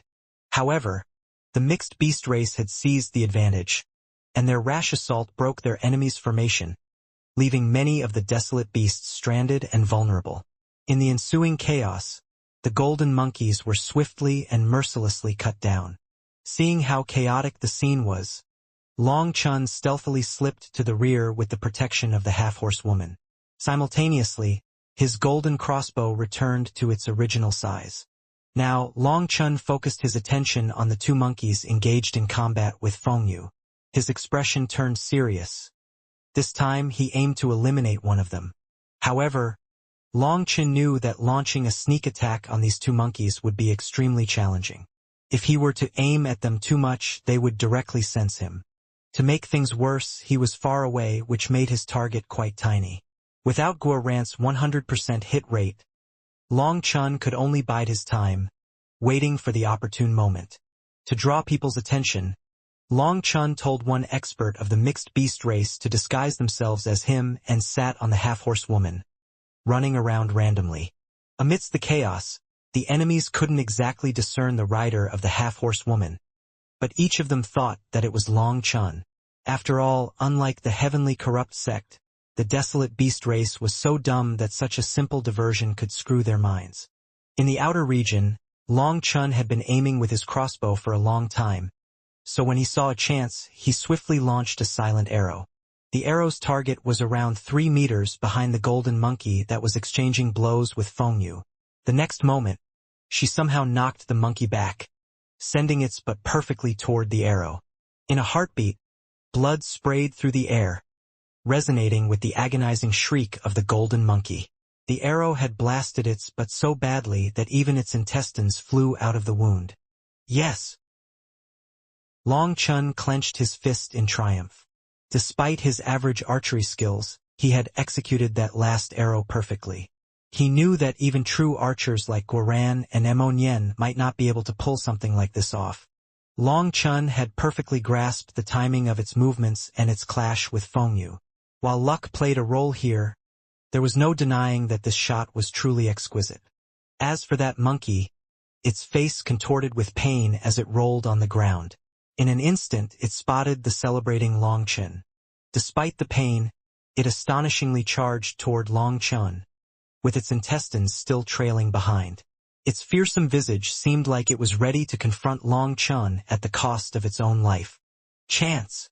Long Chen suddenly saw the monkey's golden fate lines rattling, which meant that if he unleashed his full power, he could kill it, and no one could hinder him from doing so. Just as Long Chen was pondering whether or not to reveal his true power, the other golden monkey caught the livid monkey. Boom! At that moment, Feng Yu's spear struck. The two monkeys attempted to block it together, but the force was too much, causing both to cough up blood and sustain some injuries. After stabilizing themselves, they pointed at Long Chen and exchanged incoherent babble. While he didn't know what they were saying, it was clearly nothing good. The void then quivered, revealing a bloodied golden figure, a monkey sage king. As soon as it appeared, it swiped through the air and grabbed numerous monkeys in its grasp before whistling away. As it fled, the rest of the desolate beasts also stopped fighting and started to retreat. This battle had clearly ended in their defeat. Not only did their junior generation suffer, but even in the clash of Sage Kings, they were at a disadvantage. The only viable option left for them was to retreat. At this moment, the mixed beast race's Sage King also emerged. Though covered in wounds, he assured them that they were nothing serious. Seeing the desolate beast race flee, the mixed beast race's experts cheered. Long Chen, this victory is really thanks to you. Without you, we would have paid quite a price to survive. Expressed Feng Yu gratefully.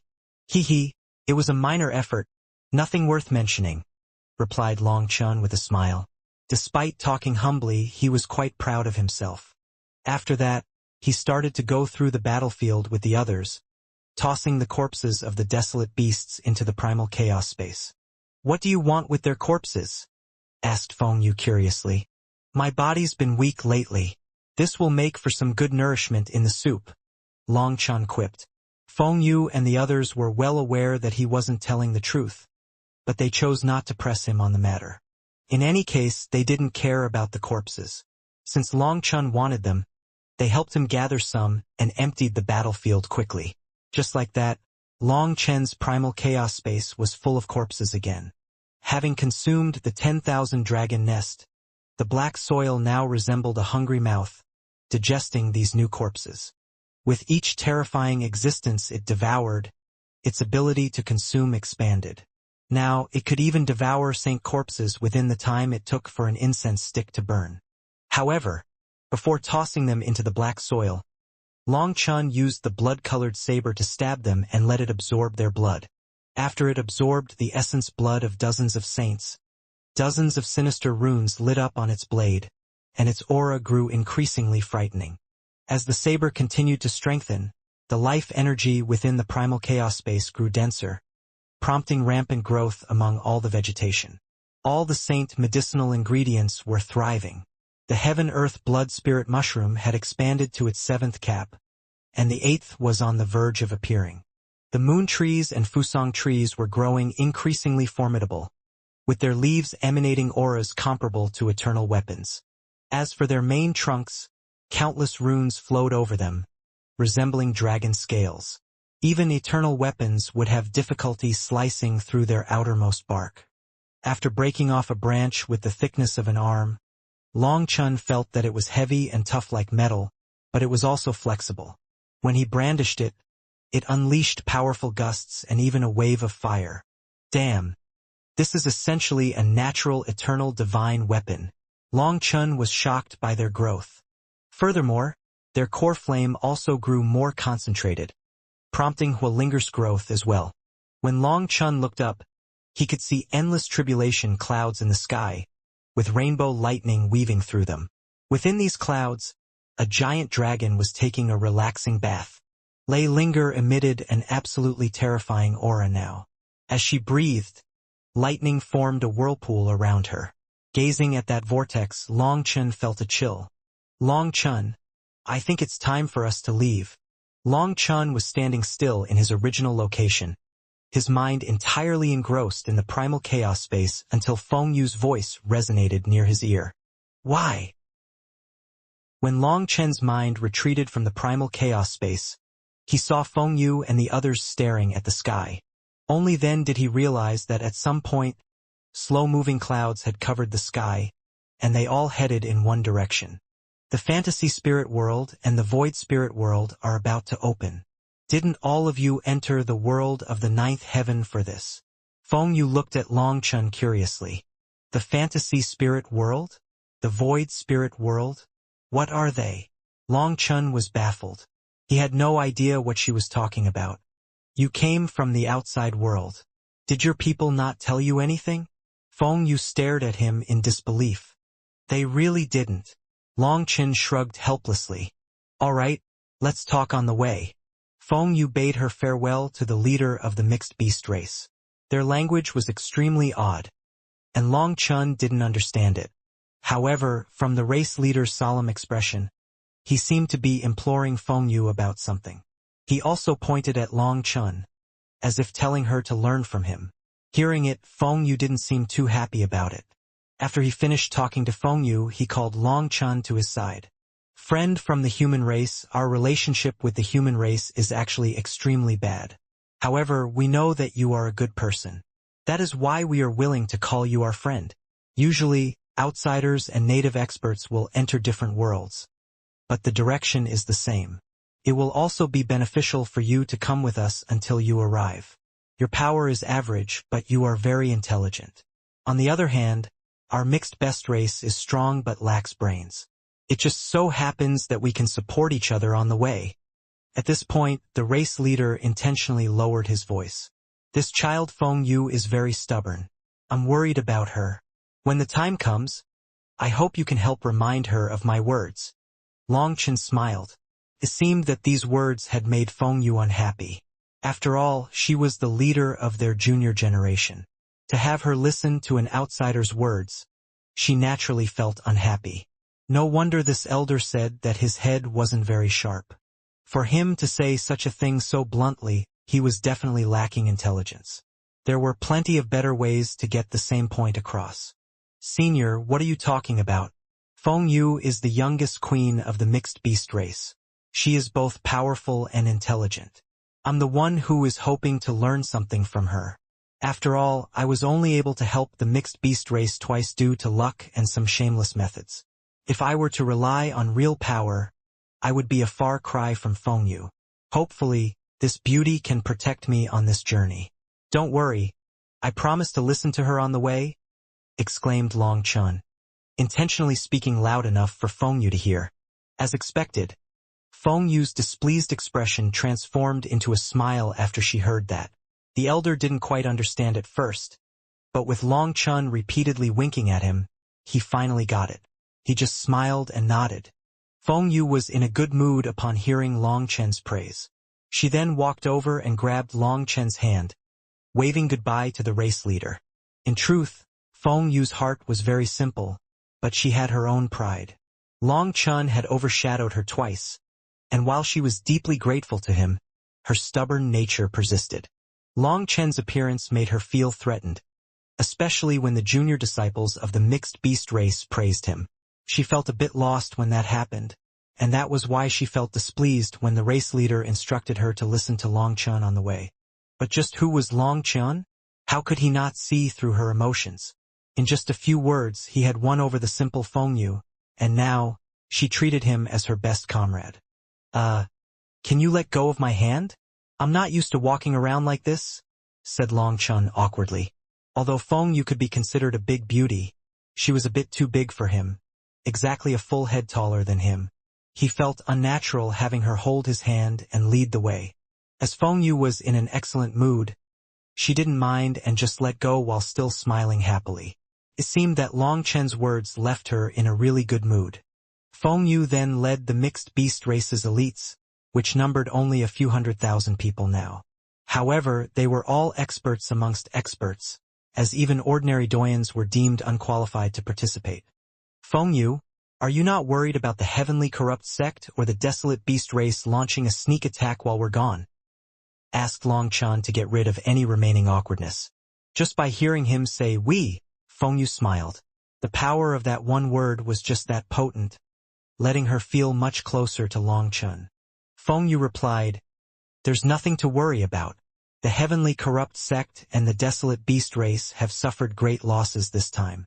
But even without that, we wouldn't be afraid of them. We have our own trump cards to protect ourselves. Although it's not as strong as the heavenly corrupt sect's trump card, if we really can't beat them, we can always flee." Throughout history, our mixed beast race has undergone countless battles and has migrated constantly. If we didn't have the power to protect ourselves, we would have long since been wiped out. We are simply defending this land because there aren't that many places for us to live in this world. If we find a suitable location, we have to defend it. However, when she recounted the countless battles they had fought, sadness briefly flickered in her eyes. There was an undercurrent of sorrow and helplessness. After all, the mixed beast race could only survive in the cracks between other people's existences. It was truly difficult. Long Chen asked about their origins and found that they truly were an extremely special existence. The earliest members of their race were marginalized humans and demonic beasts who mated with each other. Both the humans and the demonic beasts had carried out atrocities like wiping out their respective branches to the last. It was only when they had no other choice that they ultimately formed agreements and started to merge. It could be said that the mixed beast race was a breed essentially compelled into existence by the looming threat of extinction. As they first appeared, more humans and demonic beasts started to form agreements. Some demonic beasts with noble bloodlines could take human form and would even choose to mate with humans, giving rise to more hybrids. Feng Yu was precisely such an existence, possessing both the phoenix bloodline and the human race's bloodline. Within the mixed beast race, these bloodlines neither enjoyed favor nor faced disdain. After all, they always struggled on the brink of death, a reality that had persisted for countless years. Both the human and the demonic beast race viewed them as an inferior species, while the other races also viewed them as mutants, resulting in not many races willing to conduct business with them. The mixed beast race also held onto their own pride.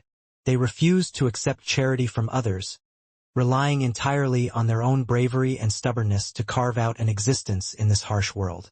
As of today, the mixed beast race might not be considered an overwhelmingly powerful force, but within the realm of the ninth heaven, an average existence would not be willing to provoke them. They were known for settling their scores, ensuring that they always repaid their grievances. Ha ha ha, is this the noble mixed beast race? What a coincidence! At this time, a sinister voice rang out. A group of people then emerged and blocked their path. The speaker was a bald, dark-faced man with dense scales covering his facial skin. His pupils were vertical just like a crocodile's, looking rather scary. Most frightening of all, though, was his violent blood chi, which resembled a volcano on the verge of erupting. As he blocked Feng Yu and her people's path, the space behind him twisted, revealing one figure after another. After they all emerged, Long Chen saw that they also numbered in the hundreds of thousands. Black Rock 9 underworld pythons. Feng Yu's pupils shrank. In an instant, the mixed beast race's experts turned serious, ready for combat at any moment. "What are those?" asked Long Chen. "Our luck really isn't good to encounter an old enemy as soon as we come out. You should get back. If a fight starts, you won't have time to get away," whispered Feng Yu. In Feng Yu's eyes, although Long Chen had managed to turn the tides twice in their past battles, he had always relied on some small tricks, such as blasting people's butts or using medicinal powder to blind them. She believed that, in terms of true combat power, Long Chen could only be considered a first-rate expert, not a peak one. He couldn't rely on luck for too long, as someone could just land a lucky blow on him and kill him accidentally without giving him the chance to use his little tricks. Long Chen very obediently went to the back and asked one of the mixed beast race's experts some questions, but that person just pointed at Feng Yu. Seeing that person's gesture, Long Chen instantly understood. "Who is he?" asked the bald, dark-faced man. When Long Chen retreated, the leader of the pythons immediately noticed him. After all, he was the only one to move upon seeing them. None of your business. Rock underworld pythons, since you're blocking our path, do you wish to fight? Demanded Fengyu. I asked you who he is, shouted the bald man, his gaze becoming sharp. Just now, Long Chun had been standing behind Fengyu. However, when the bald man appeared, Fengyu directly lowered her head to speak to Long Chun, prompting his retreat. The bald man witnessed everything, and it fueled his anger. In truth, this man was the Black Rock 9 Underworld Python's #1 young expert, and he had exchanged blows with Fengyu multiple times. Despite these clashes, a clear victor had never emerged due to them holding back. And ever since then, this man developed a deep infatuation with Fengyu. He even sent emissaries to the mixed beast race to propose marriage multiple times. However, Fengyu felt an intense dislike for him, so she didn't even let these emissaries pass the entrance. Unfortunately, this person didn't know when to give up, and they actually encountered each other here. Fengyu loathed him, but she couldn't just defend the Black Rock 9 Underworld Python race, as the latter was a powerful force. While the mixed beast race wasn't afraid of them, in the end, it was not a good thing to have mortal enemies all around them. Thus, despite her hatred for this bald man, she didn't know how to get rid of him.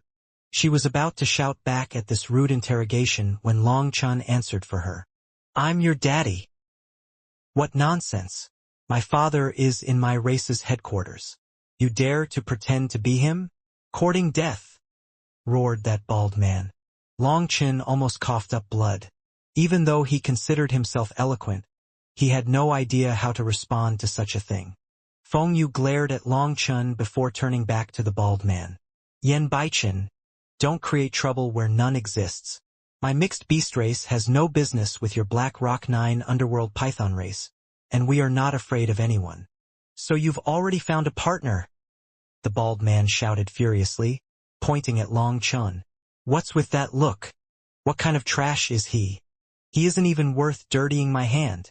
How can he be a match for you? Seeing this comedy in person, Long Chun felt insulted, but also couldn't hold back his laughter. This fellow's head really was interesting. After all, Long Chun wasn't using medicinal pills to cover his aura, so anyone with eyes could tell that he was an outsider. So, this fellow had failed to pursue Fengyu multiple times and was now laying the blame on Long Chun. Did he not realize that the timing didn't match? For the bald man to accuse Long Chun of impersonating his father, it seemed that he really lacked the ability to think far ahead. Long Chun could only shake his head in disbelief. It was a pity that beneath the exterior of his oversized bald head, there was a noticeable absence of brain matter. In response to Yen Baichen's accusation, Fengyu simply smiled. That's right. I've long since found a partner. So you should just give up on that thought. It seemed that even Fengyu had learned how to scheme. She thought by saying Long Chun was her partner, Yen Baichen would give up on her. She could get rid of him this way. However, to her surprise, Yen Baichen quivered with rage and then pointed at Long Chun. Brat, get out here. We'll fight. And the loser has to leave Fengyu. Hearing this, Long Chun almost lost it and burst into laughter. Just how childish was this fellow? If he could say such a thing, how could Long Chun possibly bear to attack him? Get out here. I'll even give you one arm, you gutless coward. Yen Baichen repeatedly roared. Long Chun just stood there silently. He had long since stopped playing such childish games.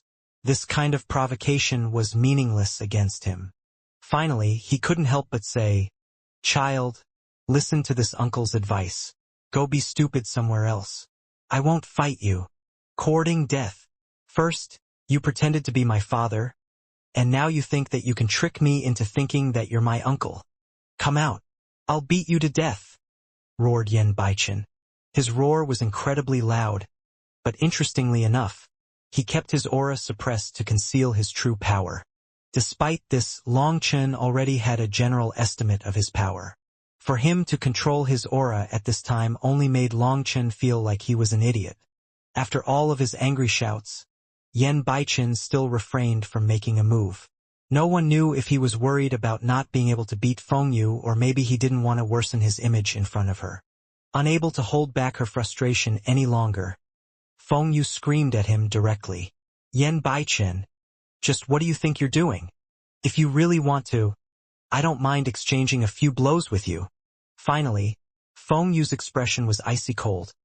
But Yan Baichen kept glaring at Long Chun, even as she pointed her golden spear at him. He threatened, "Brat, just you wait. Don't give me a chance, or I'll flay your skin." Long Chun had been smiling while observing the entire time. But this guy was just too much. He had given this guy too much face, wasn't he? Feng Yu, I've known you for so long but haven't given you any gifts. Would you like it if I gave you a snakeskin armor set? Asked Long Chun. Feng Yu was startled but quickly understood what he meant. Perhaps Yan Baichen also had a stroke of brilliance, or he simply was so sensitive to the word snakeskin that he instantly grasped what Long Chun meant. Die! Yan Baichen's figure suddenly vanished, and a terrifying killing intent erupted. When Yan Baichen vanished, Long Chun jumped as he lost track of his aura. Boom! Just then, Feng Yu's golden spear struck the ground beneath Long Chen's feet, crushing the ground and forcing out a sneaky figure. Earth energy! Seeing this scene, Long Chen instantly understood. No wonder he suddenly lost track of Yan Baichen. The latter seemed to have merged with the earth, covering his powerful blood qi with the energy of the earth. It seemed that he was not a complete fool, as he could catch Long Chen off guard. Long Chun had anticipated that Yan Baichen would come at him from above, but to his surprise, the latter launched an attack from underground. If it weren't for Feng Yu's intervention, Long Chun would probably have found himself in a precarious situation due to this unexpected assault. This fellow could actually act like a pig to eat the tiger, and his performance was very convincing. When Feng Yu forced Yan Baichen out of the ground, all the mixed beast races experts entered the combat state. As long as Feng Yu gave the order, they would attack. It went without saying that their reaction speed had been tempered through fighting off various powerful enemies over the years, and their ability to ignite fighting spirit in an instant was something extremely rare. Other than the Dragonblood Legion, this was perhaps the army with the greatest killing power that Long Chen had ever seen. Yan Baichen, as long as I'm here, I won't let you touch a single hair on Long Chen's head. Decide whether you want to fight or not. Feng Yu stood in front of Long Chen, his blonde hair billowing with the wind. She appeared heroic and valiant, exuding indescribable elegance. Looking at her back, Long Chen smiled. It actually felt quite good to be protected by a woman. Seeing Yan Baichen's enraged expression, he also felt a wonderful feeling. From behind Feng Yu, Long Chen stealthily flashed his middle finger toward Yan Baichen, and his expression was so provoking that it needed a beating. Yan Baichen quivered with rage, but Feng Yu was in the way. If he wanted to kill Long Chen, he had to defeat her first. Against Feng Yu, Yan Baichen felt helpless. Besides, he didn't dare to rashly start a war here. If they were to fight here, they would just take huge losses and wouldn't get anything. After all, the fantasy spirit world and the void spirit world were about to open. Everyone wanted to be in their best state before they opened. Alright, then we'll see. Yan Baichen pointed at Long Chen, his finger quivering with rage. In the end, he clenched his teeth and brought his people away. Watching as they left, Feng Yu sighed with relief. In truth, she also didn't want to fight with this idiot. After all, they had been fighting too much lately. While they were all the elites of the mixed beast race, they were also extremely weary. What they needed the most was a break. On the other hand, the Black Rock 9 underworld pythons seemed to be in their peak condition. If both sides really were to fight, the mixed beast race would definitely be at a disadvantage. Let's go slower, suggested Long Chen. Feng Yu nodded. By going a bit slower, their odds of running into others would drop, and they could avoid another headache like running into another enemy. In the end, they found a comparatively hidden place to rest, and Long Chen used this chance to refine some medicinal powders with the earth cauldron. Seeing the earth cauldron again, Feng Yu asked, "You know alchemy?" "It's just me messing around, dabbling around in various things. After all, the more you know, the more life-saving trump cards you can obtain," answered Long Chen with a smile, trying to act low-key. In any case, Feng Yu and the others knew nothing about alchemy. he could just randomly make something up to prevent them from interrogating him. Long Chen's primal chaos space was now filled with fully matured medicinal plants. While he couldn't really refine pills right now, stocking the powders in advance was not a bad idea. Long Chen didn't need to refine ordinary medicinal ingredients by himself. Huolinger and the Earth Cauldron could handle that for him. However, when it came to saint-level ingredients, he had to assist in the refinement process. At first, the mixed beast race's experts just watched with interest as Long Chen started his refinement. However, when they saw him refine a bunch of powders over and over again, they quickly found it to be boring. Long Chen was not planning on revealing his skill in alchemy to them. This display would make Feng Yu think that he was a jack of all trades but a master of none. In their minds, Long Chen might not be very powerful, but he had plenty of tricks, and he could rely on those tricks to squeeze into the ranks of experts. Feng Yu was already linking this activity to how Long Chen had sneakily used medicinal powder to blind the monkey. Although this kind of trick could not be considered proper, it could sometimes have a marvelous effect. Just like this, they started to take breaks as they traveled, and each time, Long Chen would refine various medicinal powders in preparation for refining Saint pills. 3 days later, they had to quicken their pace, and on the 5th day, they encountered another squad of the mixed beast race. Only then did Long Chen realize that the mixed beast race resembled a crafty rabbit with more than one burrow. It turned out that the mixed beast race had multiple hidden nests. However, Feng Yu was definitely the leader of their junior generation. Even in that group with quite a few heavenly geniuses, they were all very respectful toward Feng Yu. As expected though, some of them were not so friendly toward Long Chen. While they couldn't be considered hostile, they still acted coldly toward him. Moreover, when they saw Long Chen and Feng Yu walking so close, there was a kind of jealousy in their eyes. Long Chen naturally wouldn't say anything about those gazes.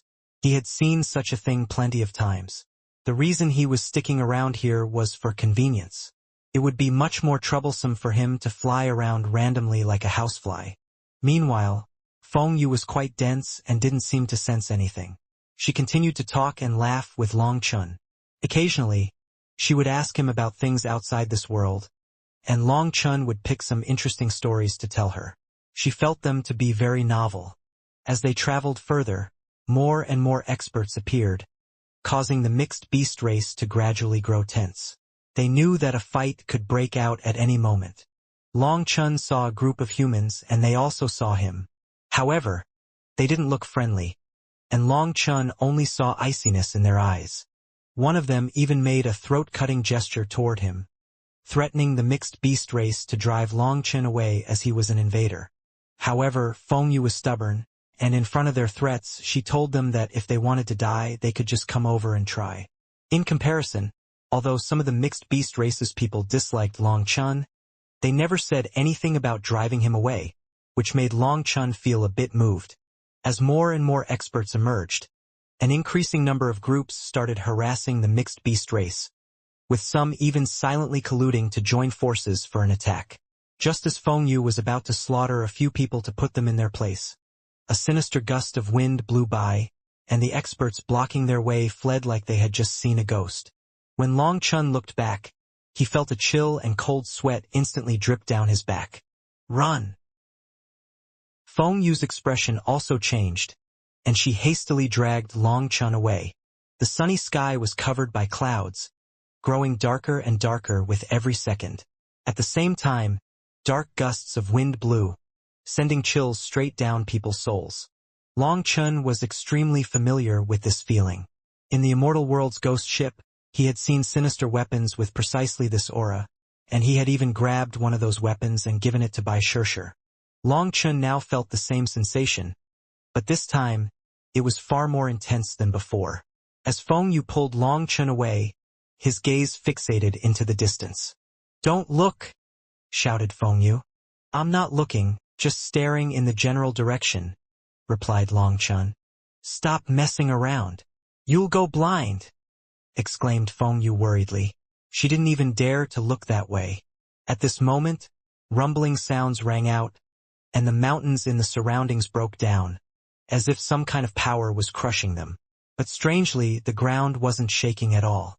The broken bits of the mountains didn't even make a sound as they collapsed. Instead, they turned to powder before they even got to the ground. Long Chen jumped in shock when he saw this scene. What kind of power could instantly pulverize mountains? It looked almost as if the mountains decayed, and the wind blew them away.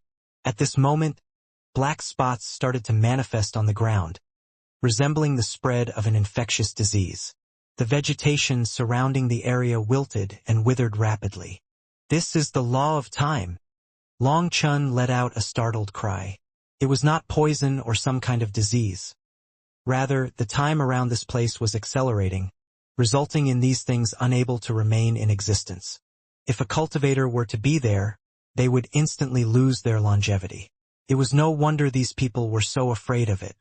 "I told you not to look. You'll get killed by karma," shouted Fengyu.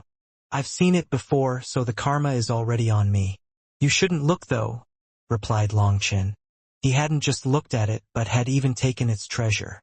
As the karma had long since bound him inextricably, not looking now meant nothing. Just then, strange sounds rang out, and Long Chen saw countless lifeforms wearing rusty armor and weapons. Fengyu and the others had fled far away from the source of this strange activity and now hid behind a mountain.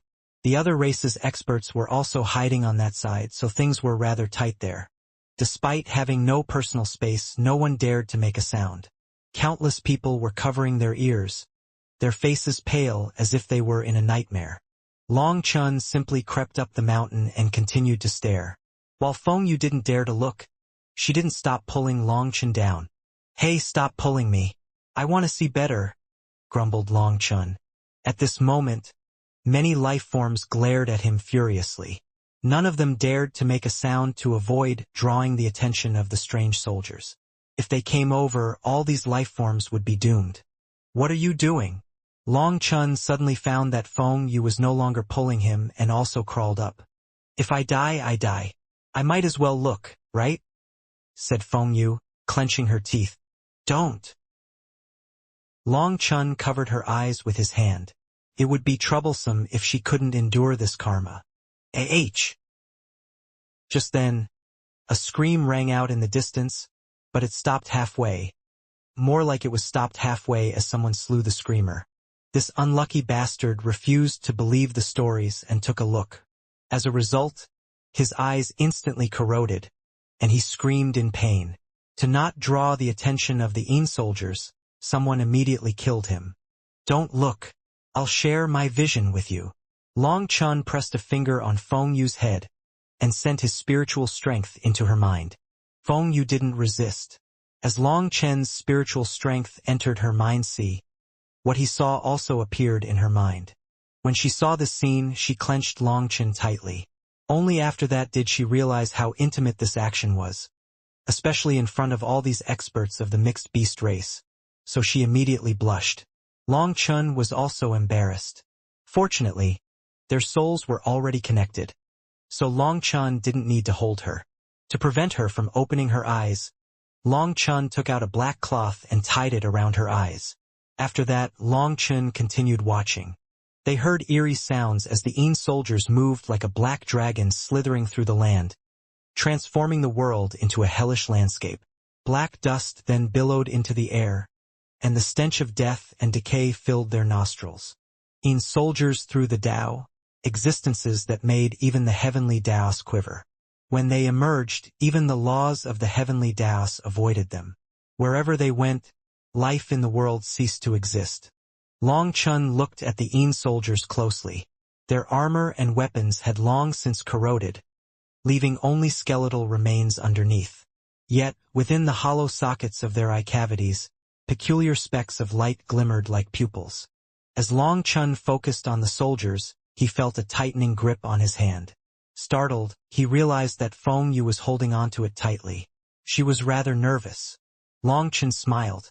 It seemed that the guts of this mighty and beautiful woman weren't that big. Long Chen continued staring. Despite the slow pace of their footsteps, the rate of their advancement was shocking. Their slow footsteps seemed to be crossing thousands of miles a step, as if each of their steps contracted the land. "Long Chen, have you seen them before?" whispered Feng Yu as she squatted beside Long Chun. Yes, in truth they're very friendly. They even gave me a treasure back then, answered Long Chun. They gave you a treasure? Can I see it? Asked Feng Yu doubtfully.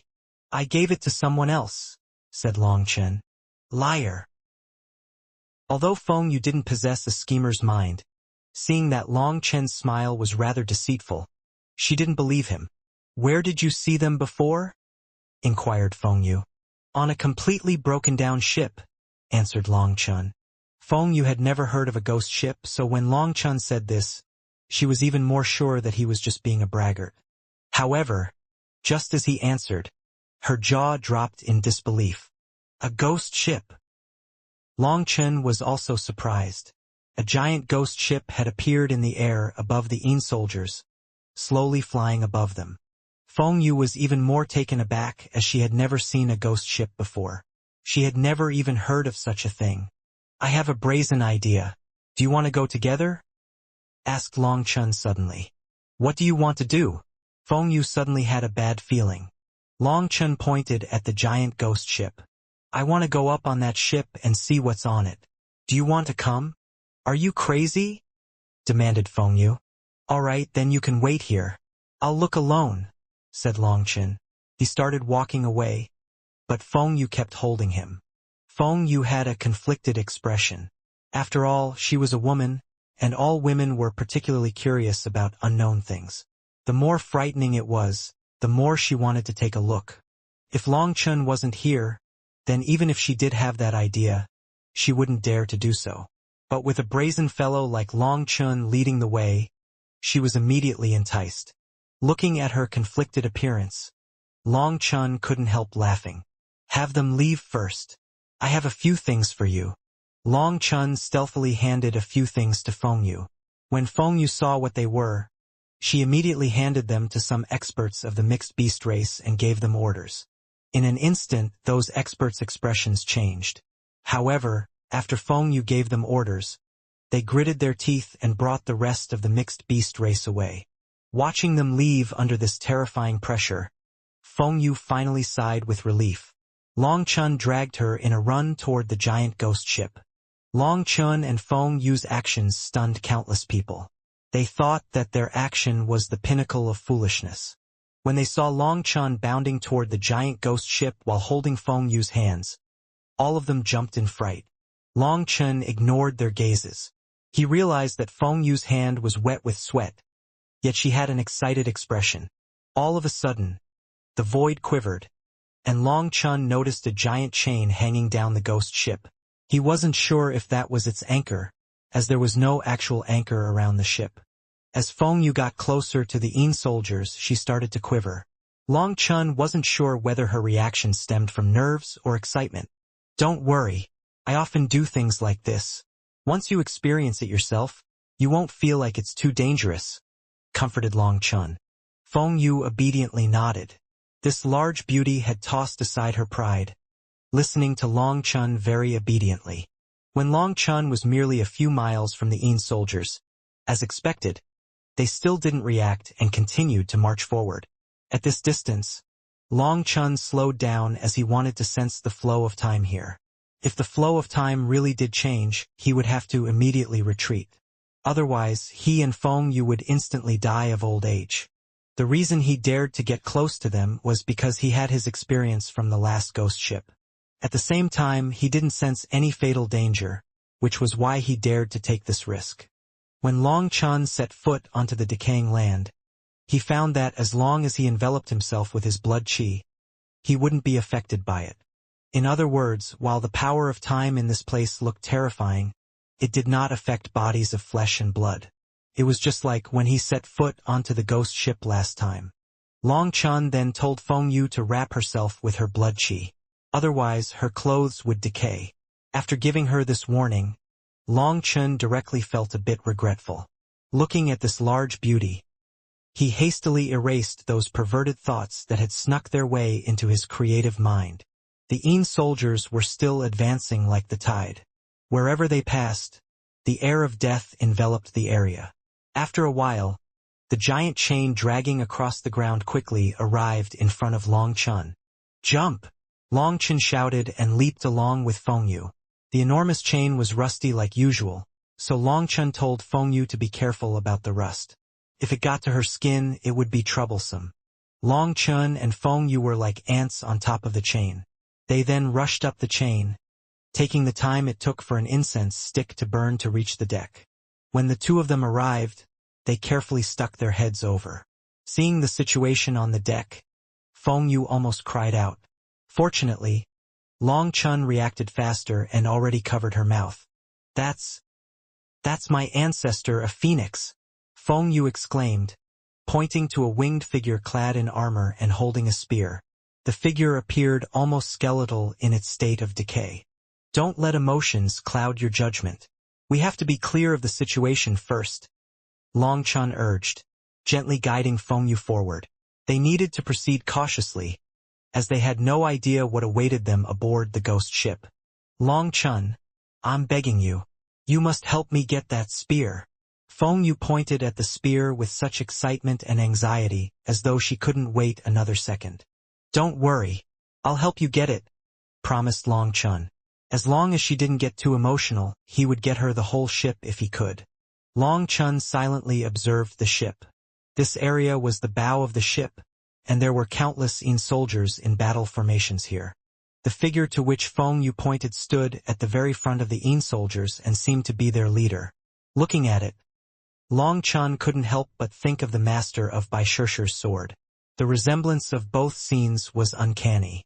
After observing for a bit, Long Chen found that the arrangement here wasn't the same as the previous ghost ship. Not sensing any danger, he pulled Feng Yu forward. The bow of the ship consisted of rotten wood, which caused it to creak with a sound that made them wince with each step they took upon it. Long Chen was on full guard as he slowly got closer to the winged figure. Upon closer inspection, he found that it was even bigger than he had initially perceived. Its eye cavities were blank, and there was no aura coming from it. However, the spear in its hand exuded apocalyptical power. This was an extremely terrifying divine weapon. Based on its general outline, this huge and well-built figure was male. Despite being dead, it still gave off an undeniable might just by standing there. Feng Yu quivered as she approached it. This was her ancestor who had passed away countless years ago. Upon seeing it, she instantly felt a bloodline resonance. But despite her efforts, she was unable to establish a connection with it. Suddenly, Feng Yu knelt on the ground and kowtowed 3 times toward it. Ancestor, forgive Feng Yu for being disrespectful. After saying that, Feng Yu rose and touched the spear, causing a change to occur. As the spear trembled, blood sprayed out of Feng Yu's mouth, landing all over the corpse. Feng Yu then started to wither. Horrified, Long Chen quickly grabbed her and pulled back. With a swift motion, his blood-colored saber flashed like lightning as it swung at the figure. Stop! The figure suddenly spoke. What the fuck? In the midst of his slashing motion, Long Chen was scared shitless by the talking skeleton. He then swiftly twisted his saber, causing it to narrowly miss the lifeform's head and instead strike the bow of the ship, leaving a gaping hole there. Long Chen nearly twisted his waist as he adjusted the trajectory of his saber. With shock etched on his face, he observed a faint red light emanating from the lifeform's eyes. That light came from the blood that Feng Yu had just coughed out. In other words, Feng Yu's blood had awakened it. Out of the way, said the lifeform coldly, its voice impolite. Long Chen clenched his saber and was about to say something when the lifeform continued. I don't have much time. I have to pass down my inheritance. Long Chen only moved aside when he heard that. The lifeform raised its withered hand, and Feng Yu quivered, waking up from her unconscious state. After waking up, she was delighted to find that she had formed a bloodline connection with this lifeform. The lifeform didn't speak and just pressed a withered finger on her forehead. Feng Yu then trembled, and her essence blood flowed into that finger. Long Chen was shocked, thinking that this corpse was absorbing her essence blood. Just as he was about to stop it, a rune on the corpse's hand slowly merged into her head. Long Chun realized that it was borrowing the power of Feng Yu's essence blood to activate its own runes. That was the only way to transfer his inheritance to Feng Yu. The inheritance methods of demonic beasts and divine beasts differed significantly from those of the human race. Their legacies were primarily transmitted through bloodlines, relying on bloodline power as the conduit to pass down their teachings and abilities. Observing Feng Yu's joy, Long Chun felt a sense of relief. He then surveyed their surroundings before striding confidently toward the heart of the ghost ship. When examining the ghost ship, he had noticed an altar-like thing at the heart of the ship. That was his goal. Since Feng Yu was in no danger and time was pressing, he immediately went for it. This ghost ship was enormous, and its bow was full of standing In soldiers. Not daring to disturb them, Long Chun carefully crept past them. After the span of an incense stick burning, he saw the giant altar again. The square-shaped altar was 300 meters tall and covered in flowery marks that emitted a sinister aura. Long Chun slowly climbed up, discovering that it had 9 levels in total. At the highest level rested a coffin. This coffin was inscribed with various fiendish faces that were incomparably frightening. Long Chun couldn't help but shiver when he approached, knowing that whatever lay inside was an unimaginable existence. However, when he reached the 9th level and could see the coffin's full appearance, he was stunned. It was actually half open. Has someone already come here? Long Chun almost didn't dare to believe his eyes. No wonder he had sensed something off upon reaching the summit. Looking inside the coffin, he gasped to see 2 corpses inside. One lay at the bottom while the other was squatting on top of it. It was such an intimate scene that, at first glance, it seemed almost inappropriate, as if it needed censoring. However, there was no hint of intimacy or mating between them. Instead, both of their palms pierced into each other's bodies, suggesting that they had killed each other. Long Chun clenched his saber. After observing for a long time and detecting no danger, he used his saber to touch the squatting corpse. As the tip of the saber made contact with the arm, it emitted a strange metallic sound, catching Long Chun off guard once again. How could it be so incredibly hard? Summoning his courage, Long Chun decided to take a closer look and climbed into the coffin.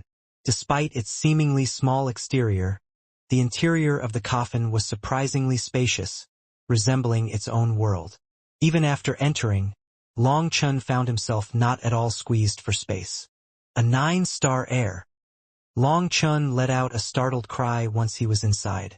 This corpse had specks of starlight on it, indicating that it had transformed into stars. A feat achievable only by cultivating the 9-star hegemon body art to a certain realm. Long Chun had never dreamed that he would encounter a 9-star heir here, and one of such terrifying caliber at that. Although he was already dead, based on how his body had turned astral, his realm had probably reached the Sage King realm. Upon closer examination, Long Chun saw that the corpse lying on the bottom also had traces of those stars as well. Seeing this, Long Chun was dumbfounded. That corpse had withered to the point where its appearance was indiscernible, but based on how its canine teeth were sticking out of its mouth, it wasn't human. Perhaps this 9-star heir came onto the ghost ship to eliminate this life form inside of the coffin. Long Chun came up with a hypothesis from what he saw. However, what baffled him was why someone as immensely powerful as this 9-star heir would choose to sacrifice himself for this cause. Sorry for this.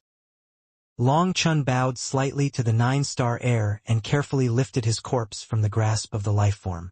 Upon closer inspection, Long Chun noticed that the 9-star heir's hands were pitch black, while the opposing life form's claws had transformed entirely into stars.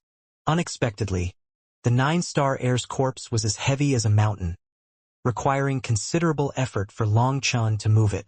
Despite remaining intact without decay after all this time, the 9-star heir's soul was completely gone. Long Chun tried to form a spiritual connection with it, but there was no reaction. Long Chun helplessly placed his corpse in the primal chaos space. When he had a chance, he would bury it in a suitable place. Long Chun then examined the corpse of this life form. Its hands and feet were long, and it also had a tail, resembling that of an ape. With this dense death aura and given that it was slumbering on this ghost ship, This life form is very likely connected to the ghost sovereign. The 9-star heir was willing to sacrifice himself to kill it, so there must be some story behind it, sighed Long Chun. Long Chun had the ghost sovereign's mark on him, and back then, the sweeping elder had told him some details about the ghost sovereign, but the sweeping elder didn't seem to find this mark to be anything terrible. Hence, Long Chun hadn't bothered with it that much. However, after seeing this dead 9-star heir, Long Chun thought of how the Een soldiers were the ghost sovereign's troops, and he couldn't help but feel that the ghost sovereign's mark appearing on him was not a coincidence. Long Chun picked up that life form, only to find 8 tentacle-like entities at the bottom of the coffin tightly binding the corpse to the coffin. However, once Long Chun pulled hard, the 8 tentacles snapped at once. Specks of starlight then flickered inside them, causing Long Chun's heart to leap. So this is a divine fetus. Seeing the 8 tentacles, Long Chun instantly thought of other divine fetuses that he had seen. Only astral energy was capable of fully killing this divine fetus, and that 9-star heir was also capable of destroying the entire ghost ship's formations. No wonder the Een soldiers on it are so sluggish. Just then, the entire ghost ship startled rumbling. Long Chun jumped and immediately flew out of the coffin.